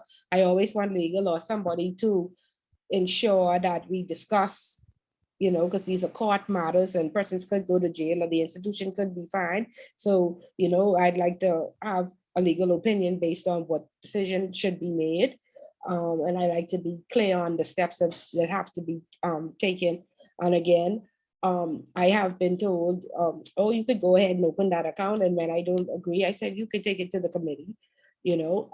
And I've also been told, oh, head office has verified this person, you don't need to file that STR, and I filed that STR because that person is out on bail. And our policy, I said, well, you either have to change the policy or the STR has to be filed, because I cannot not file a policy, I mean, a STR if our policy states that the person is out on bail. So, you know, there's going to be some intimidation, but just like I say, you must be diplomatic in all your responses and stand your ground. And if these institutions are outside of your own personal risk appetite, then like I always say, have 5 revenue streams. So when you're ready to pack up and leave, you're ready to pack up and leave, and you don't have to worry about how I can pay my bills, if I can afford to lose this job or what have you. You know, you can know that I ain't going to jail, and you'll be fine. Okay, so in the interview process, this is what you want to ask. What percentage of your business is high risk? What high risk countries do you deal with? You know, how is your department set up? Because that's why the job description of the MLRO is important. They want to ensure that, you know, some institutions, you know, because of cost, they want you to be risk, corporate secretary, MLRO, regulatory compliance, and AML. So that's too many hats. And so you want to ensure that there's a department and there's just not a one-man band with an assistant, because that never works. Okay, it depends on the metrics of the company. How many customers do you have? You have more than 100? No, one person can't work. You know, and some accounts are very operational. 50% of our accounts are high risk. That means, you know, your business is overall high risk, and enhanced due diligence. Way more work has to be done on each of these accounts. You know, and so you want to read the AML policy and you want to see exactly what you're getting into. Okay, because they do pay you a lot of money, but that means there's a lot of risk. You know, so you have to be very careful of that. And then again, the systems, like I asked you all to watch Netflix, The Dirty Money. Again, how does the system work? Volkswagen defrauded the world for many years because they had a system that nobody understood and nobody knew how it worked. When it was time to go to jail, do you think they could say, well, the system didn't work? No, you were negligent because you sat there using that system that you knew that you didn't understand. And you don't know how the triggers work. And you don't know what you're supposed to do manually. And you don't know whose job it is. But yet you are approving transactions every day. Okay, so don't let that happen. And then again, they had those Mexican drug lords in the system with the hyphenated name. If you don't know how the system works, you don't even know that this name hyphenated, and when you word check it for every transaction, Kelia, it ain't coming up because they have KE-LIA. Right? Kelia, go on. Right? So you want to make sure that doesn't happen. Right. So you understand how the system works, that nobody, this word check that you're doing every night in every transaction in fruitless?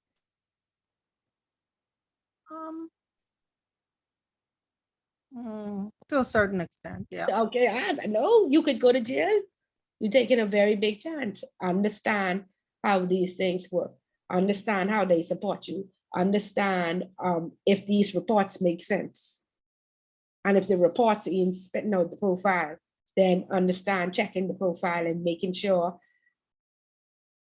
if not pre, then at least post. Once a week, I want to make sure that these transactions had made sense and I had done what I was supposed to do, so I can protect myself because I'm a relationship manager or I'm a signatory. Because again, that's why you're the second signatory. Because you can't say, oh, Miss Bullet is the thief. Yeah, Miss Bullet might be the thief, but you was negligent. Okay, so you have to watch for these things and check and make sure that you understand. So you stay out of jail and you stay out of being fined and being in the policeman hand and going to that nice cell that they make for white collar crime. Okay, and do your research. Always stay current. Always stay abreast. Ask for your study leave. Ask for your seminar time. And dress up and go to the seminar and network. Because if you do find yourself in one of these positions, you need to be a Edison Sumner. So people just say, no man, that's Marshall. She could still be on this board, right? No, nobody networking, nobody needing. Ms. Bullet, what you think we intend to do with these certificates? But tell me what you intend to do with it. Tell me. Not be a Sumner. Okay, good.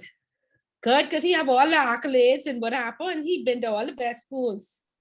Okay, so they sometimes just be them. Yeah, so be careful. Make sure you're getting the right network. Okay? Okay. So any comments or concerns, we understand working, we understand maintaining the confidentiality. We understand not hoarding the information and saying, oh, I'm the compliance officer, I can do this by myself. I don't need any help, and not being intimidated. Standing our ground, but being diplomatic and not coming across as rude. So being flexible. Okay. Good. Okay, we understand. Okay. Does the client have to sign anything to be able to release their information, or is that a part of the opening docs? Okay, so there's something called express consent. This should be on account opening forms in the account opening package. It should be. However, I have worked at an institution where their forms was from 2003, everything was outdated and they did not have express consent. And so what used to happen is, we put through transaction and sometimes it's not us that stops the transaction, the correspondent bank stops the transaction. And so when we go and ask for KYC or information on the transaction, they're saying, oh, we don't have the client's consent. But do we really need it at that point? I mean, we are supposed to have it.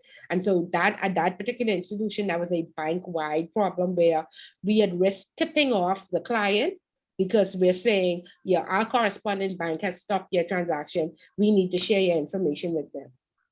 Okay, so make sure that the institution does not have a systemic problem. And so you should go to your account opening package and see if it has express consent on it somewhere. Now, I know most recently when the FACA and CRS forms came out for those institutions that had those really old forms, then they ensure that they put express consent on the FACA and CRS forms, because of course you're sharing that information with like the IRS and the tax authority or competent authority in Switzerland and France and what have you.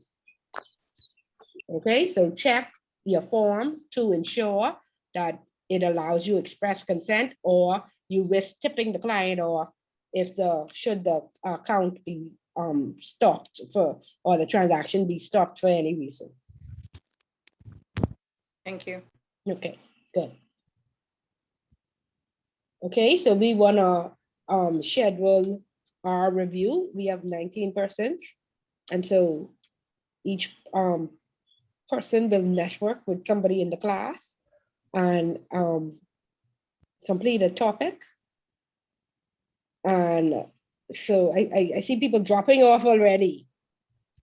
Okay, so I already have some names. I started at the beginning because I was waiting for the rest of you to come in, but please, nobody move right now. So because I'm looking at the list and I'm taking down the names. Okay, so I will give it to you in a second. I have Danielle already. Okay, Danielle, okay.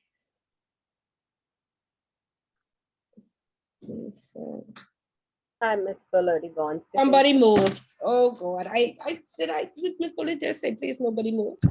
I didn't move. I was asking you a question. Yeah, but when you ask a question, you move. Oh. Okay, go ahead. You said you gave out a list last week. I wasn't in last week's class. Okay, I emailed it. You didn't get the email? No, ma'am. Okay, 1 second. 1 second. See?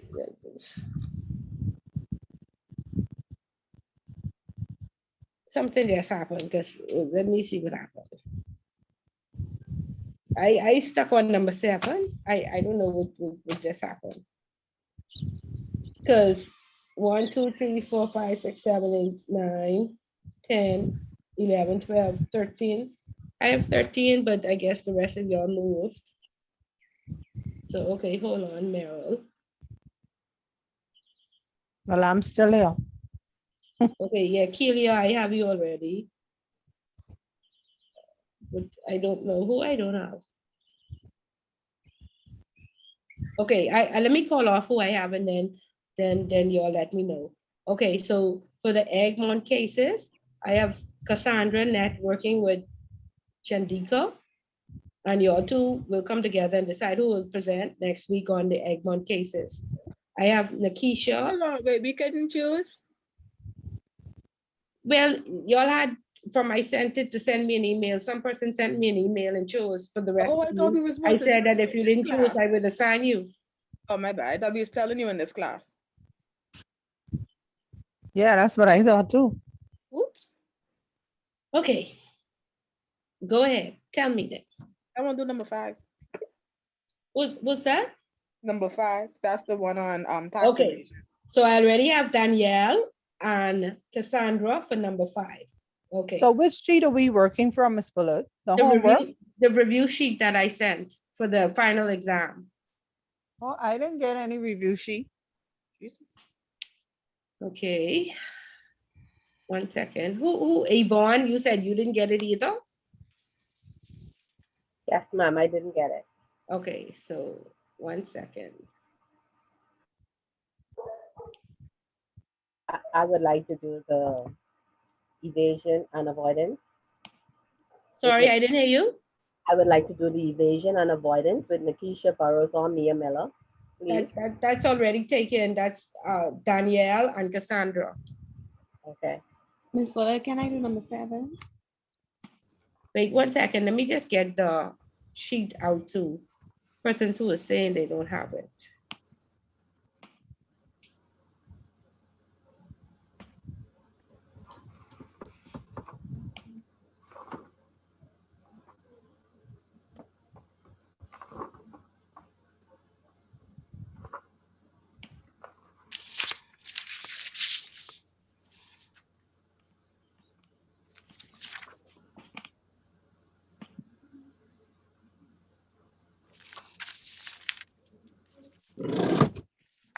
Okay, for some reason this is not working. I don't know what's happening, right? Okay, there we go.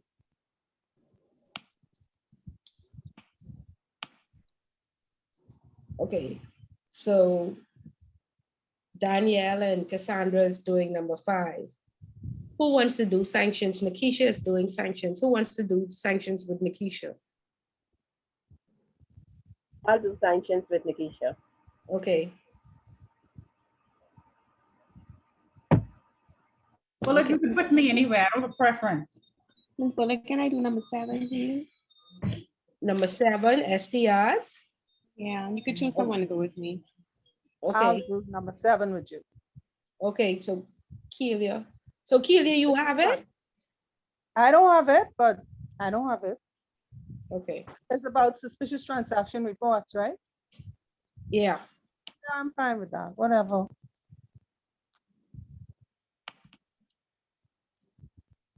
And who's that? Who's that who I'm doing it with? Shadow. For that. Okay, for that. Okay, so Yvonne and Kelia, you all should have it now. I sent it already. Okay. Thank you. If I move, So- I think so- I'm not gonna. Sorry, I didn't hear you. No, I I was said saying, I thank you. wonder if I move from the screen, my phone, I'm on my phone and this is acting crazy sometime. I'll try. Okay, we have Erica Ferguson doing question 10. Who wants to do that's due diligence, customer due diligence and enhanced due diligence? Who wants to do that with Erica? I'll do the enhanced due diligence. Someone else could do the customer. Okay, I could do both if no one. Yeah, but we have 19 persons, so. Okay. Yeah. Okay, so okay, who else? Can I do number 4? Which is number 4? Cassie? Yeah, okay, Cassie. Yeah, I am there. Okay, so who wants to do it with Cassie, number 4? Ms. Bullock, can I have number 6, please? Donna is number 6, yeah. Okay. Okay, Shandika? I was actually fine with number 1. Okay, so we'll stick with number 1. Okay, so we need somebody to do number 1 with Shandika. I'll do it with her. Meryl and Shandika, okay. So we have Meryl and Shandika for number 1, Nikisha and Yvonne for number 2. Symphony, do you want to do number 3? What's that about? Risk framework, risk It doesn't appetite. matter. It doesn't risk matter. rating. Okay, I mean, I do one by myself. no, somebody will be with you. Who wants to do the risk framework with Symphony? I could do it. Okay, Okay, that sounds like a plan. Who's my partner? Nell. Okay, now. Okay, so y'all please contact each other, so, and one person can speak or however you want to. Kelia, can you check the chat for my number, please? Thanks. Dead. Okay. Come on, y'all think tell me, I y'all don't want me to assign y'all, but nobody's saying anything. I have still, that's only 1, 2, 3, 4, 5, 6, 7, 8, 9, 10, 11 persons. I have 19. Everybody else asleep?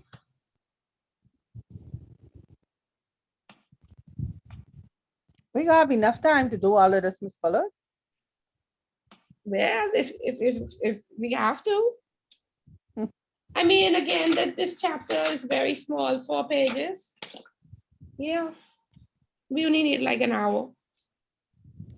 You only need 10 points. We should have done the last chapter tonight. Okay, Mia? Is Mia there? Yes, I'm here. Okay, which question are you doing? Do you want to do number 4 with Doesn't Cassie? matter. It doesn't Okay, so matter. do number 4 with Cassie then, please. So that's me and Cassie for number 4, Danielle and Cassandra for number 5. We have Donna and Godette for number 6. STRs, no, I thought sorry. you said I was No. doing STRs with Godette, whatever Yeah, that is. Godette and Kelia, sorry. Culture, number 6. Jason, are you there? Jason and Donna for number 6. For number 8, Relisha. Relisha, are you there? Yeah, I hope you're listening to this recording. Please don't come next week and tell me. I see your names, no response. Relisha and Gemma Butler, are you there? She said yes, she can hear. Yes, I'm here. Okay, can you do number 8 with Relisha? Yes, that's no problem. Okay, thank you. Let's see, who else? Why am I still missing some persons? Let me see. Who does not have a question assigned?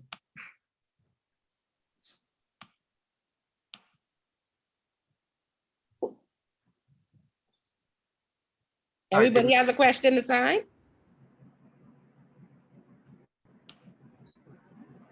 Okay.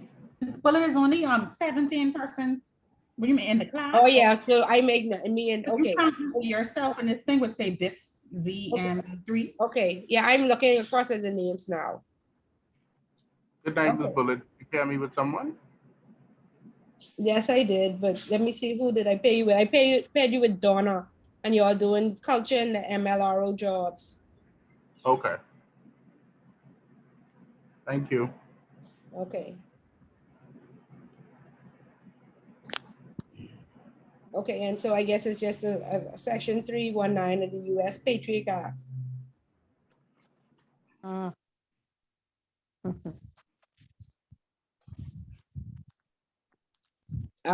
Kitty, you were saying something, or no, you was just saying No, I'm not saying a word.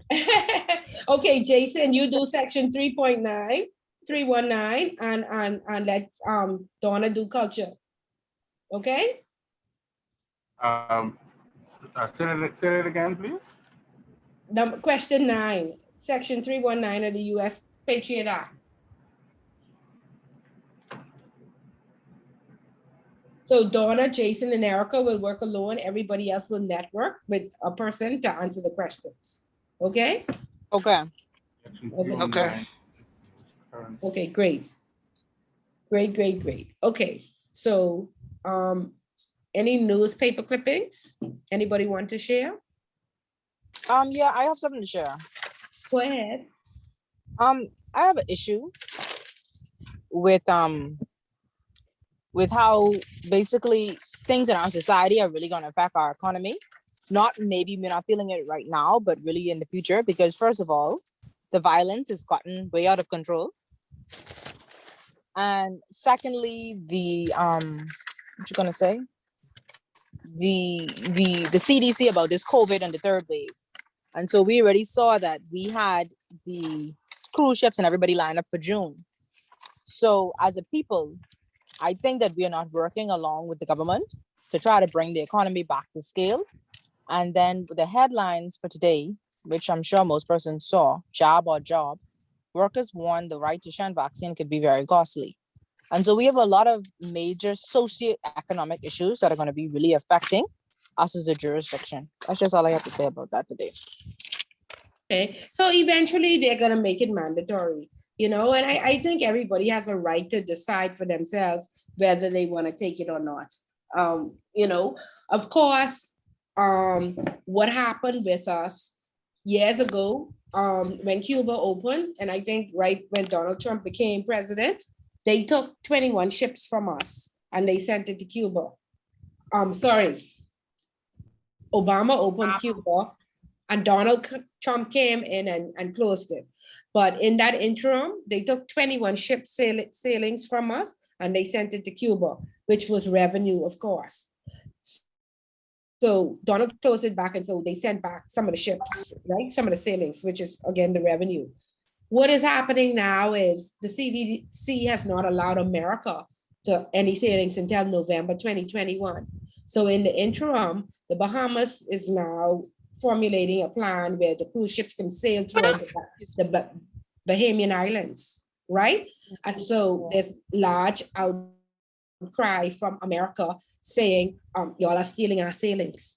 And perhaps people may have so much fun, they may not want to turn back and come and sail through America. Because again, if you've been on a cruise, you know that you normally catch the plane the day before, do a little bit of shopping, you may overnight for a weekend or at least a night. And all of that is revenue, and there's billions of dollars in that. And so we are essentially taking that away from Florida. And so, of course, they put our rating up to a level 4 to deter those persons booking those cruises. I don't know if you would have seen that Crystal Cruise Line says, I think their first 3 sailings are 100% booked. Okay, and so there's gonna be, a lot of things. You don't know how true it is and how true it isn't, but I think everybody should make the decision for themselves. Half of my family has taken the vaccination already. I have decided that I want to see what their side effects are, and I'm going to stall as long as Christmas. I'm going to take it. I'm just not ready yet. Okay, and I think that they do need some more time to review it, to clear up the blood clot situation, decide which they're going to stick with. And so these first set of people, that's fine that they taken it, and then we'll get back to normal. If they make it mandatory, I'll be first in line. But whilst it's not mandatory, I think it's my right or anybody else's right to wait just to see what happens. You know, am I gonna worry about what's gonna happen in the meantime? No. Because if we made it through 2020, we could definitely make it through 2021. So I'm not gonna, get up in arms. And if we made it through 1924, and of course, 7 years of plenty and 7 years of famine, why fall apart now? It's like the stock market. Right now, we in the valley, we are bearish, we could be bullish again soon. So that's how I feel. So yeah, we gonna have a lot of economic downturn. And I don't think it's gonna be any different than any other time that we've had the stock market has crashed or what have you. You think it's any different? It may be the worst, yeah, but I don't think it's any different. Symphony, That sound like a plan. I just honestly feel are as you though, like, taking it? surprise. Am I taking a vaccine? Uh-huh. Yeah, but I'm trying to get to the States to get one from over there. You're trying to get, I trust these over here. I can't hear you. Stephanie sound like she ain't one of the ones we Nah. got gifted. Yeah, keep wowing us and telling us we almost like you better go take this vaccine so things can get back to normal. And now she's all quiet. She's taking it. She just taking it in the States. She's taking it in the States. Okay. Yes. Hear me out, Miss oh my goodness, Miss Bullard. I'm not saying that I'm against taking the vaccine. I'm just saying that there are a lot of socio-economic challenges that we're facing as a country, and really and truly, I think this vaccine is like masking everything. This is like the major topic of discussion. When we just had 6 people, almost 7 people shot, that's something that the U.S. will now add to their violence, rating as the moms is not a safe place again. So we hear worrying about coming off the blacklist or the gray list, but at the same time, be on other lists. Yeah, but Symphony, I mean, 6 people shot. It's a major thing for us, right? It's almost like terrorism, right? It could be. It is almost like terrorism. Okay. However, 300 in 2019, more than 365 cases of terrorism in America. So, I mean, they can say what they want to say. And you know what? When they were protesting against the Black Lives Matter, Fred Mitchell had put out a advisory: do not go to the US. If you do go to the US, do not participate in these masks, especially if you're a Black male. And he said all that, and then they blacklisted, they not blacklisted, they sent out another warning against the jet ski driver, saying that they are rapists, women are being raped and whatever. So it's like that woman was coming on to them. Right. So they just be, just like I said, you have to read the whole picture, and then these things don't bother you anymore. They want to advise us. If once it's not in their interest, there's going to be an advisory. It's just up to, the persons traveling to educate themselves and know that, anyway, these crimes can happen. And most countries are facing the same things that we are, and normally these things happen in America first. And like I said, they sneeze, 365 terrorist acts, domestic terrorism acts in 1 year. That's why 6 people getting shot. That happening in America almost every day. Yeah, I mean, I guess like look at it with that context. I appreciate that. Yeah. Second thing is, I went on the fintech side of the Securities Commission website, but I was so lost. I didn't know what to do. I know you said to look there for fintech information, but I was lost. So I don't know if maybe you could assist or maybe don't know. Maybe it don't have to be now. I just was really lost about it. Okay, but they have a number there as well. And they said, if you need help, reach out to this person. They have a number and email address and everything, right? I remember seeing that, but I can reach out. I don't want to. Reach out, because it's very important. I tell you, it's the new norm and the new way. And so, as compliance professionals or any professionals, if you expect to be at the executive level, you would need to know how these things work. Okay. Okay. Great. Hey, Donna. Yeah, I'm not familiar with the external side because we have an internal side where all our policies and procedures documented in our internal side. But if it's something specific, if you want me to send you something specific, or you just want to read upon the fintech? I just want to know, because Miss Bullard was alluding to the fact that it's almost like a hub, and they are in charge of providing the information to the general public for this hub. And so if there's a hub, I need to be in the bungo because I need to understand what's going on. Yeah, and then all of us should be subscribing to that hub and getting the updates. Because I even noticed like Deltec, I was reading up on some information on them and they were saying that they are basically trying to like, what a word called, like lead the fintech innovation amongst the private bank sector. So I was like, okay, if they're using these words in publications that are going outside of their institution, that means that, hey, don't close your eyes because it's coming to open your eyes quicker than you think. Yep, so find out, research, and submit your email so you can get the updates. That's very good, Tiffany. Thank you. Anybody else have a newspaper clipping to share? I do. Go ahead. Good night, all. It's a very short article. It was the headline was harsh measures for firms not complying with Register of Beneficial Ownership Act. So basically, the European Union had instructed the government last year to change certain aspects of this act. And basically, Attorney General Carl Bethel was saying that a few financial institutions still hasn't complied to this act as yet. And he extended the deadline to May 3rd. And he basically want everybody to comply by that time because it's almost been a year now. And he said this basically will prevent us from being blacklisted again, especially how we was just removed from the Financial Act Task Force grade list last year at December. Okay, good. So did it say a reason why they haven't complied? Is it like a resource type of issue or do you know? Basically, they just reluctant. They probably have to get, I saw a lot of ads early in the year in the paper where I think Delaney and Co. is going to facilitate the registry on behalf of the government. And even them had to put out an ad to, I guess, hire somebody. And I guess that person would need to then be trained then to manage that, beneficial ownership registry.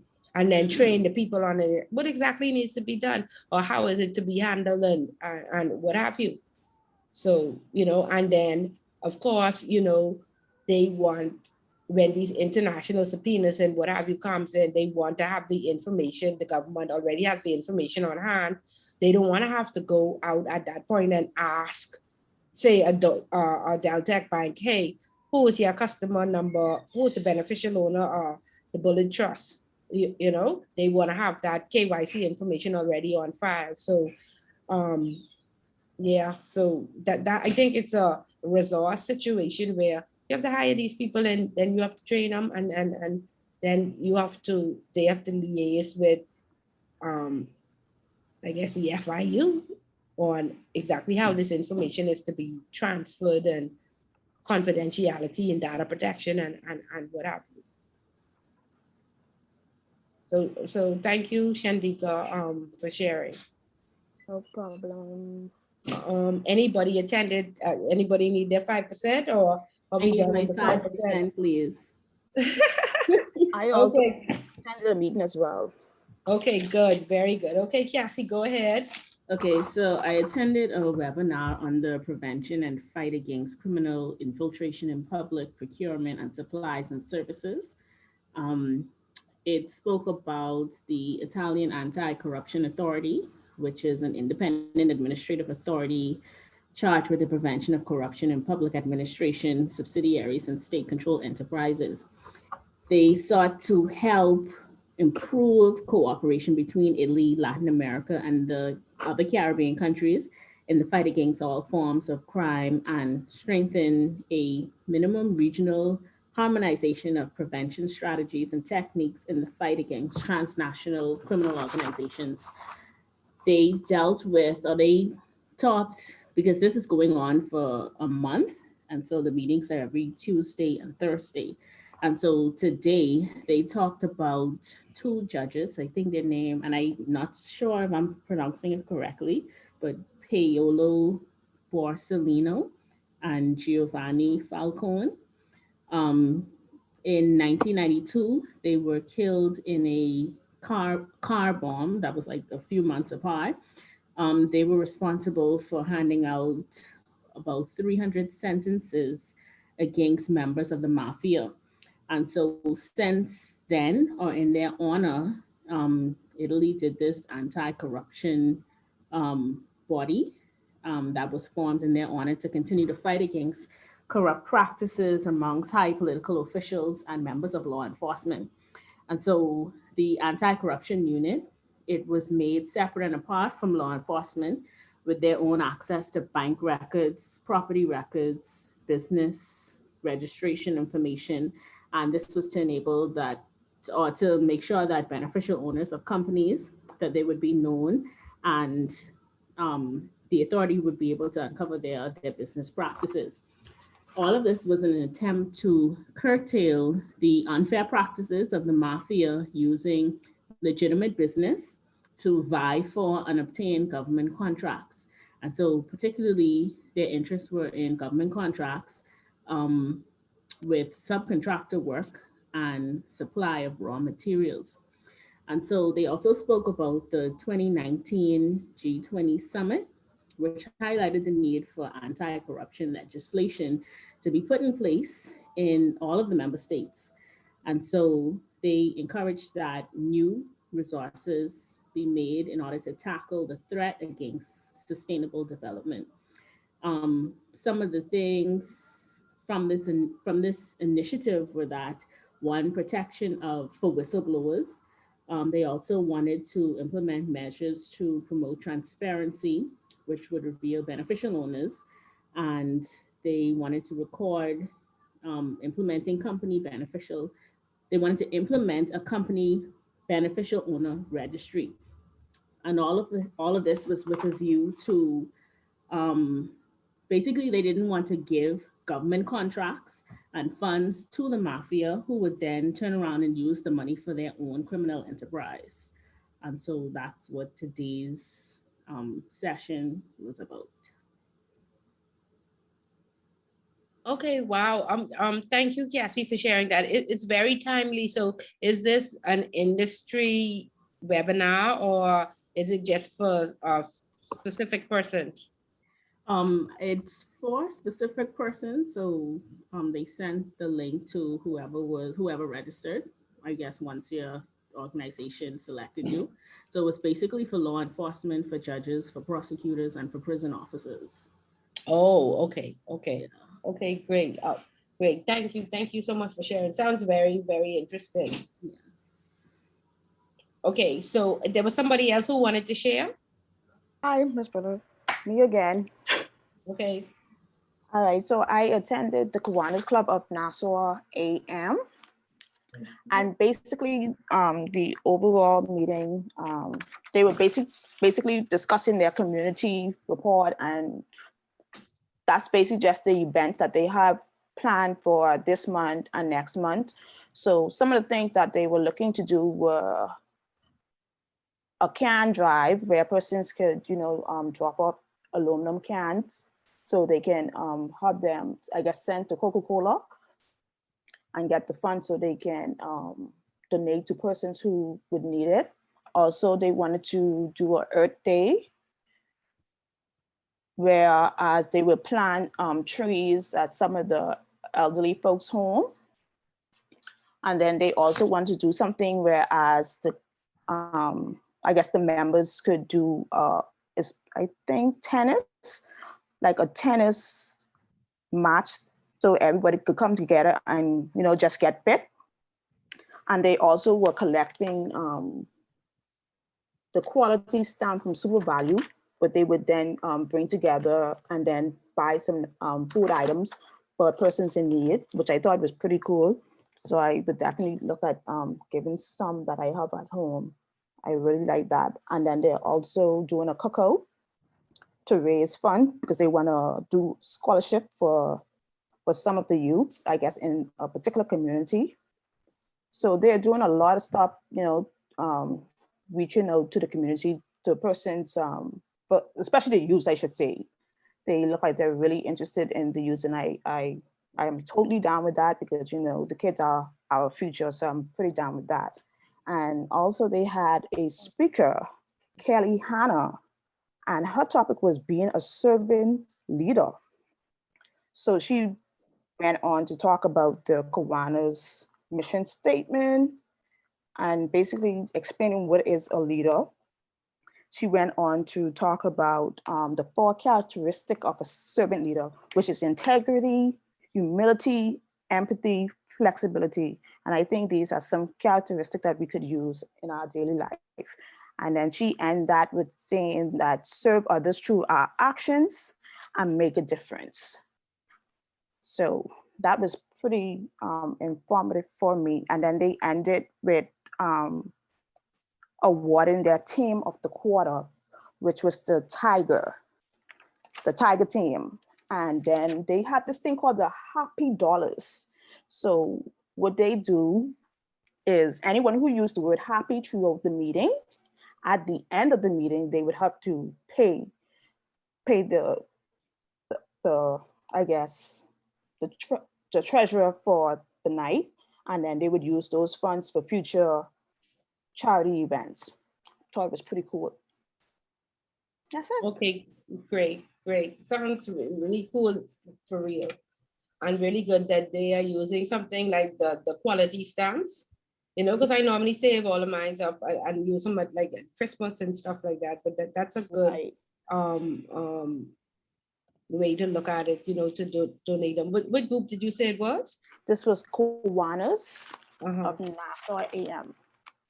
Okay, I'll look that up. Okay, so very good. So these are the names that I have for the 5%. Just let me know if I don't have your name on this list. And it's Nakisha, Renelle, Meryl, Danielle, Jason, Gaudette, Cassandra, Symphony, Yvonne, Cassie, Erica, Shandika, and Kelia. Hold on, Ms. Bullard, I have my name. Yeah.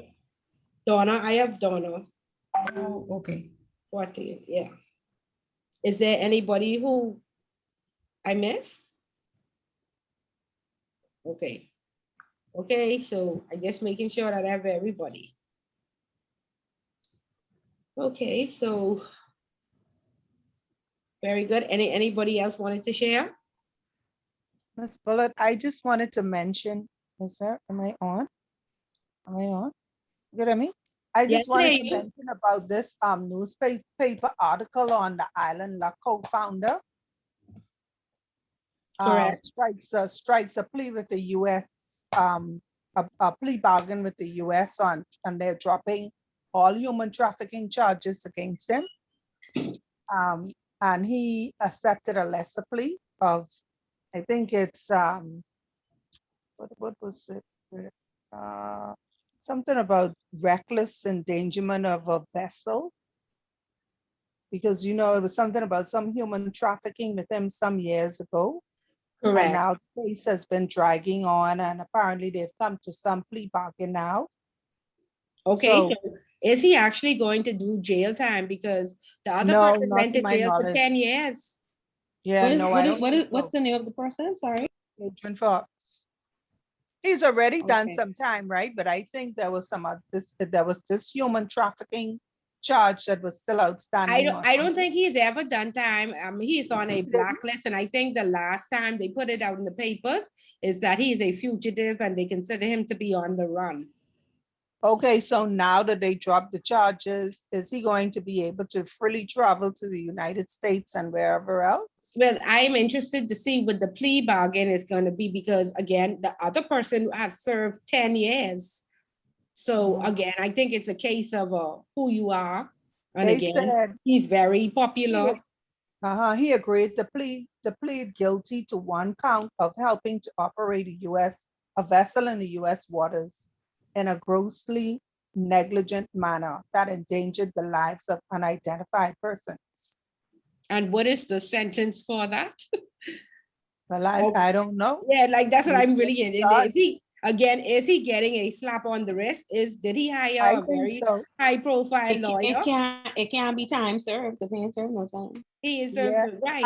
For some reason, I thought he did sometime. No, the other person who was with him, who got arrested with him, did 10 years. Oh. So that's how long this case been going on. And it looks like he finally, found a way out. And now getting a slap on the wrist. So I'm very interested to see, again, because of his good deeds. Again, how do you measure a man? By what he does right or what he does wrong, by his good deeds and who he is. Now he is, Yeah. it'll be interesting to see exactly what, if he even gets a sentence. He probably has to pay some millions of dollars and let it go. Because Well, they like were saying anybody. His decade-old issue is being resolved in a petty offense. Yes.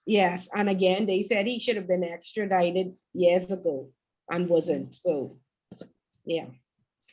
Again, that's how I tell you, it just depends on who you are. Right? And these things happen, but so make sure you have that money if you get, if you're negligent and you get this. I don't understand how he could be on the blacklist and considered to be on the run when he used to have a party every Christmas. I don't understand. You don't understand how he could be, because he has what? She said that he was on the blacklist and he was considered to be on the run. But I'm trying to figure out. Yeah, again, for America now, he America, yeah, he's free to even move about in Canada the country. and all They other can't countries. arrest him here, but the minute he goes abroad. And so my question is, because I know someone else who was cleared, and but the minute they went to the US, they picked them up, even though they said they were cleared. Yeah, so America is like that. Like if you have a drug charge or a human trafficking charge like that, they ban you for like 7 years. And even after the 7 years, they still don't approve you for a visa. So if he goes to America, he would have been arrested long time. So they just avoid America and they travel around the world. Yeah. What is an American territory where they could be arrested. Yeah. Okay, so good work keeping abreast of what's going on. And so, like I said earlier, we've done it.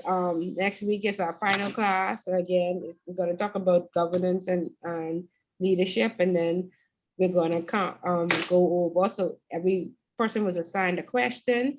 And again, by now, of course, we know what the mandatory question is going to be. You should have your 4 questions down pat. You should come next week with your questions ready to ensure that you take notes on at least 5 questions. And then on top of what you hear in the review class, then you go and do your research. And when you come to that exam, you should be fully prepared. Now, the exam, I think is on May the 6th? May the 6th. You can start to contact Mrs. Dean to make an appointment for a time, because this is a larger class. So she may have to schedule some of you at 9 a.m. and the remainder at 12:30. So please contact, sorry, Miss Dean at the office. I sent her an email last week, but I didn't hear anything back. Okay, so she should be following up, but please reach out to her to see exactly how she is going to have you scheduled to sit the exam on May the 6th. And again, your organization should give you some study days. Please, ask for them in advance.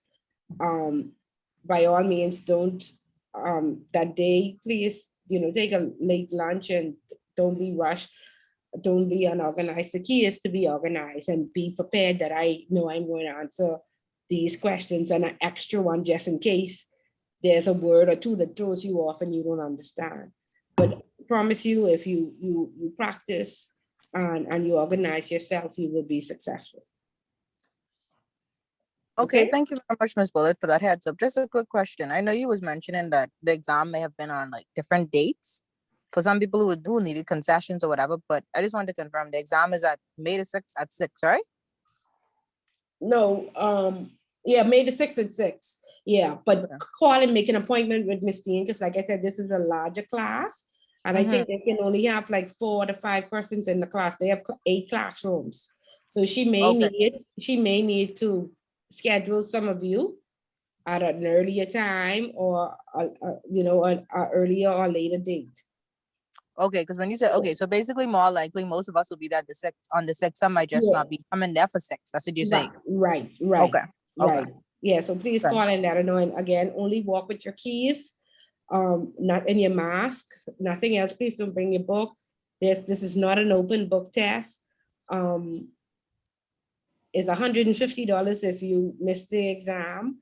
It's $150 if you fail and have to do a retake. And again, there will be no review for the retake, and the retake is normally harder because the questions have to be changed. This test is going to be specific to what we covered and what we discussed in the review. And so you're going to have some differences if you have to do a retake. So please try your best to be on time and take, you know, don't feel rushed and overwhelmed, and digest the information and then relay it properly. Yeah, and of course, most of you was an intro and you all know the rules of the institute. We did have somebody who brought in a paper and they said they thought they could have a, I don't know if you call it a cheat sheet or what have you. There's no cheat sheet, there's no papers. There's everything that you write on, you must leave at the institute. There's no walking away with anything. The test is going to be recorded. I always say, please do not bring your cell phone. I don't know why, you know, we live in a day and age where we can't live without these cell phones. So people still bring them and they put them on vibrate and they vibrate through the entire class and the persons are removed from the class. Please do not bring your cell phone. Please leave it at home or leave it in your car or whatever, but do not bring your cell phone. And don't bring it and put it on silent and all of that foolishness, because like I said, it's being recorded and people will be going in their pockets and doing all sorts of stuff and going to the bathroom for long hours and stuff. And again, like I say, all this recorded is a school. We've been through this many times. So if you are caught going to the bathroom extensively and with a phone or what have you, there's a counseling class that you would be removed from the course. You have to go to counseling if you want to be put back. In some cases, your institution is paying, so of course we have to let your institution know, and then you know what happens then if we let your institution know that they paid for a course and you had a cell phone or had to be removed. So, you know, we've worked hard throughout this semester and everybody seems to be abreast. And if you need extra help, just ask for extra help, but please don't, you know, do the unnecessary and get into any problems, because we have had a lot of issues recently. And so please just abide by the rules. And so we can avoid the extra costs as well as the embarrassment and the counseling, and one person even lost their job. Okay, so be very mindful and careful of that. Okay, So, but when you say record, do you mean like we be on video? yes, whilst you're sitting in the exam, it's going to be, there's a video recording you. Oh, okay. Yeah. Okay. So that's why, and that's for the persons who feel that somebody walked out the invigilator, walk out the room. The invigilator could walk out the room because you're being recorded on camera. Okay. So please, and so people take the opportunity then to go into their pockets and pull out their cell phone or do something, you know what I mean? Get up from the desk or talk to the person next to them, and all of it is caught on camera. Okay, so please don't do any of that. Ms. Bullard. Hi. You mentioned earlier, you said to pick your 5 questions and focus on those. I mean, Yes. we're picking these questions from the same review sheet you just assigned to us? Yes. Oh, so those questions definitely will be on the exam. Of course, yeah. Okay, all right. Okay, but they So, only I have a question. Go I ahead. hope it makes sense. If you like, how do you know what, I don't want to, if you got a good grade on the homework, right? The graded homework, the one that is 20%. And you did the newspaper, your presentation, your class participation. Like what kind of scores that you going into the exam with? 35%, which is half of what you 35. need. Okay, and the pass mark is 70. Because I Yeah. didn't know how that essay that we presented that you graded. I didn't know Right. like. Mhm. Right, so if you got 100%, you got the full 20%. If you No, but participated in class, you got the 10%. And if you went to the civic organization, you get the 5%. So you are sitting comfortably with the half, 50% already. Okay. So you only need, another 20%. I mean, 35%, then you only need another 35%, but you've done most of the work already. But some people, I am very surprised. I have 5 persons in here who are not getting any points for participation. So I'm surprised. Wow. And some of those, out of those 5, 3 of them are not getting the civic organization. So that's already 50 and easy % that they threw away. And I had that in the last class, and now the person has reported me to the institution for not giving them that 10%. And when I saw their name, I've never spoken to the person. I saw the name pop up in the class. I had to play all the recordings where I said, hi, hello, are you there? I had to do all of that to prove that I called this person out and this person has never spoken to me because their institution paid and they failed.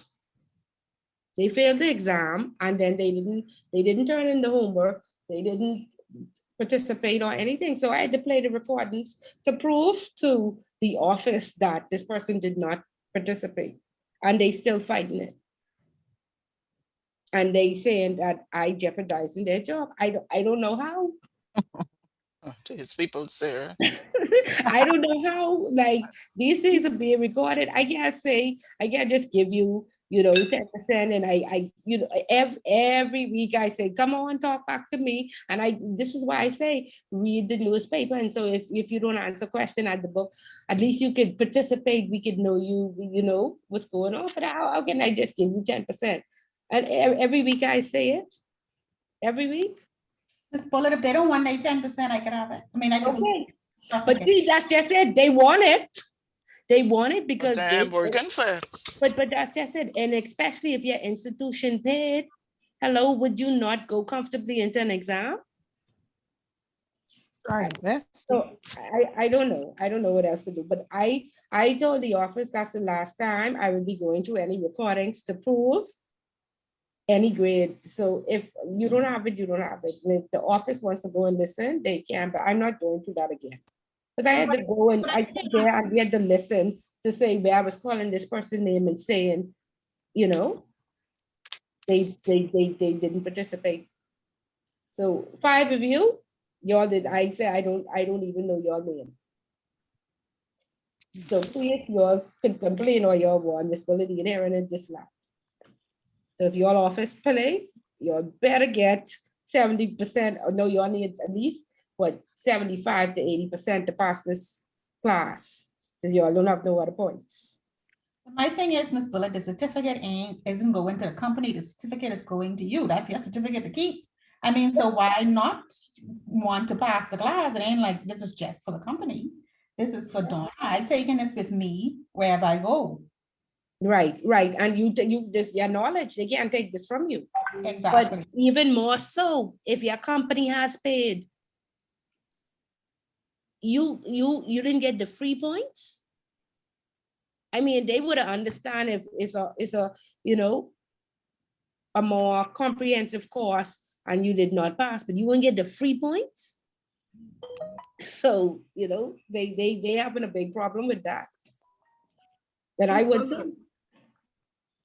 So, yeah, please just read to the end now. And like I said, for the most part, you would have done your best. And even that register, just where I call off, where everybody who have their 5% confirmed, they have it.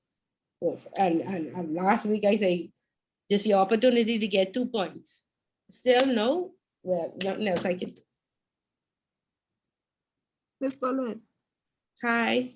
you see how you say if you gotta retake the exam is 150 and it harder? Yes. That ain't the case for us who taking it like a week early, right? Well, what happened is we have 3 different exams. So the ones who taking it at different times will take a different exam. So we have already prepared for that. Okay, cool. So What's it in auto? yeah, no, it ain't harder. We prepared 3 different exams because we know because of social distancing, we have scheduling, we only want a certain amount of persons in at one time. So, but if you have to do a retake, it's gonna be completely different from those 3 exams. Okay, cool. Oh, please don't mention a retake, please.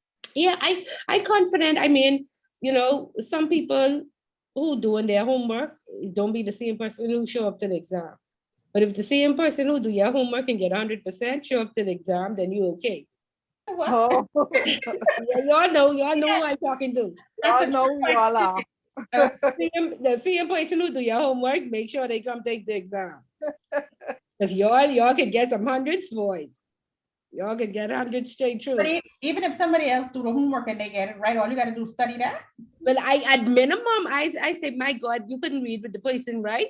The person done do the whole homework for you. You couldn't even read it. And then what it's give me is that y'all don't even select that. If you do a whole essay, 1,000 words on SDRs, you could tell me you won't answer that on the question on the exam. Come on. Oh, that's only That should smart. be your voice. That should be your voice question. But anyway, I am just but a lowly worker of this institution. I don't know. Some people is shocked me. Don't overwork. You that already done. At least read that and and interpret it. Make sure, like I say, the key is read the question, read it twice, and make sure. Sometimes the question has 3 parts. Make sure you answer the question. When you do see people copy their homework, they just copy the exact homework. We ain't giving you the exact question. You have to tweak it a little bit, but the principles should still be the same. So don't just try to remember, but try to understand. Okay, make sure you understand. It's being tested memory. Don't try and regurgitate large portions of the book or large portions of law. You don't get any points like that. Okay, but it's achievable, and this is a very intellectual class. So you all are very successful in intro. It's a little step harder. And all of this is just practice again, like I said, to go on to ICA or to any other, just stay abreast and stay current and keep up to date with your readings and your seminars. And, that it's no longer acceptable to say, I don't know. You must know, or you could be found negligent. Ms. Bullock, what's the deadline to sign up for ICA? You said it starts in February, right? January, February. What's the deadline to sign up for? You'd have to speak to Ms. Dean. I'm not certain what her deadlines are. Okay. And that's my question too, because when I spoke with her, when I signed up for this class, she said that basically ICA will be starting in January. So as far as I'm saying that's like a whole 7 months. So how do you prepare in 7 months, Miss Bullitt? Because I don't want to be starting ICA and wondering what I got to study.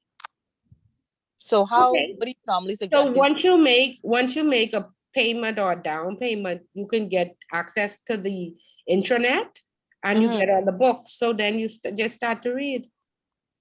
And again, it's going to be familiar to you because you would have done intro. Remember, these classes were born out of persons who did not work in compliance or who had not been to school for a very long time, and they paid $6,000 to go to ICA and failed.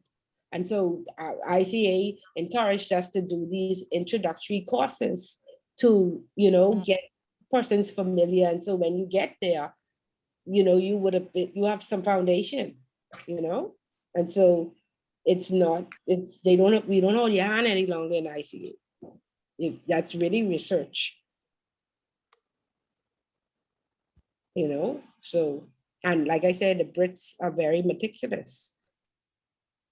They grade you if you don't reference properly. That's why I say practice your referencing, and this last set of homework that I received was particularly very well referenced. So the persons who did the tax evasion question, I was very impressed with a lot of the work that I received this week.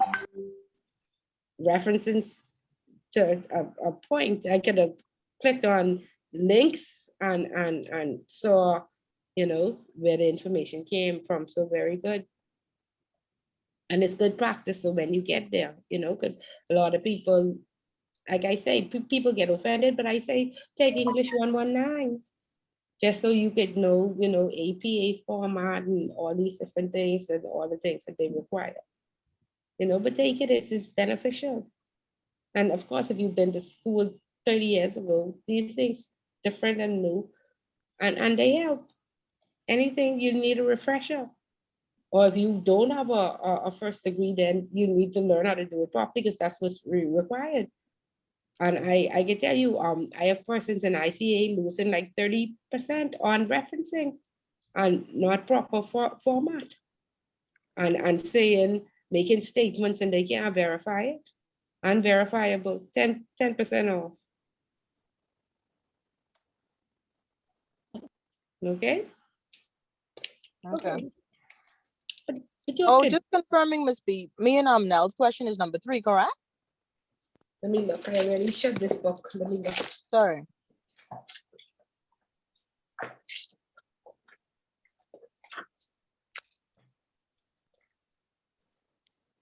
Risk framework, symphony, and now, yeah.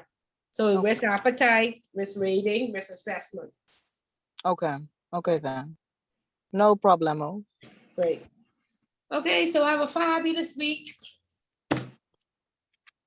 Okay, thank you. All right, take care. Howard. Okay, good Bye. evening. Y'all take Good care. night. Good night. Okay, good night.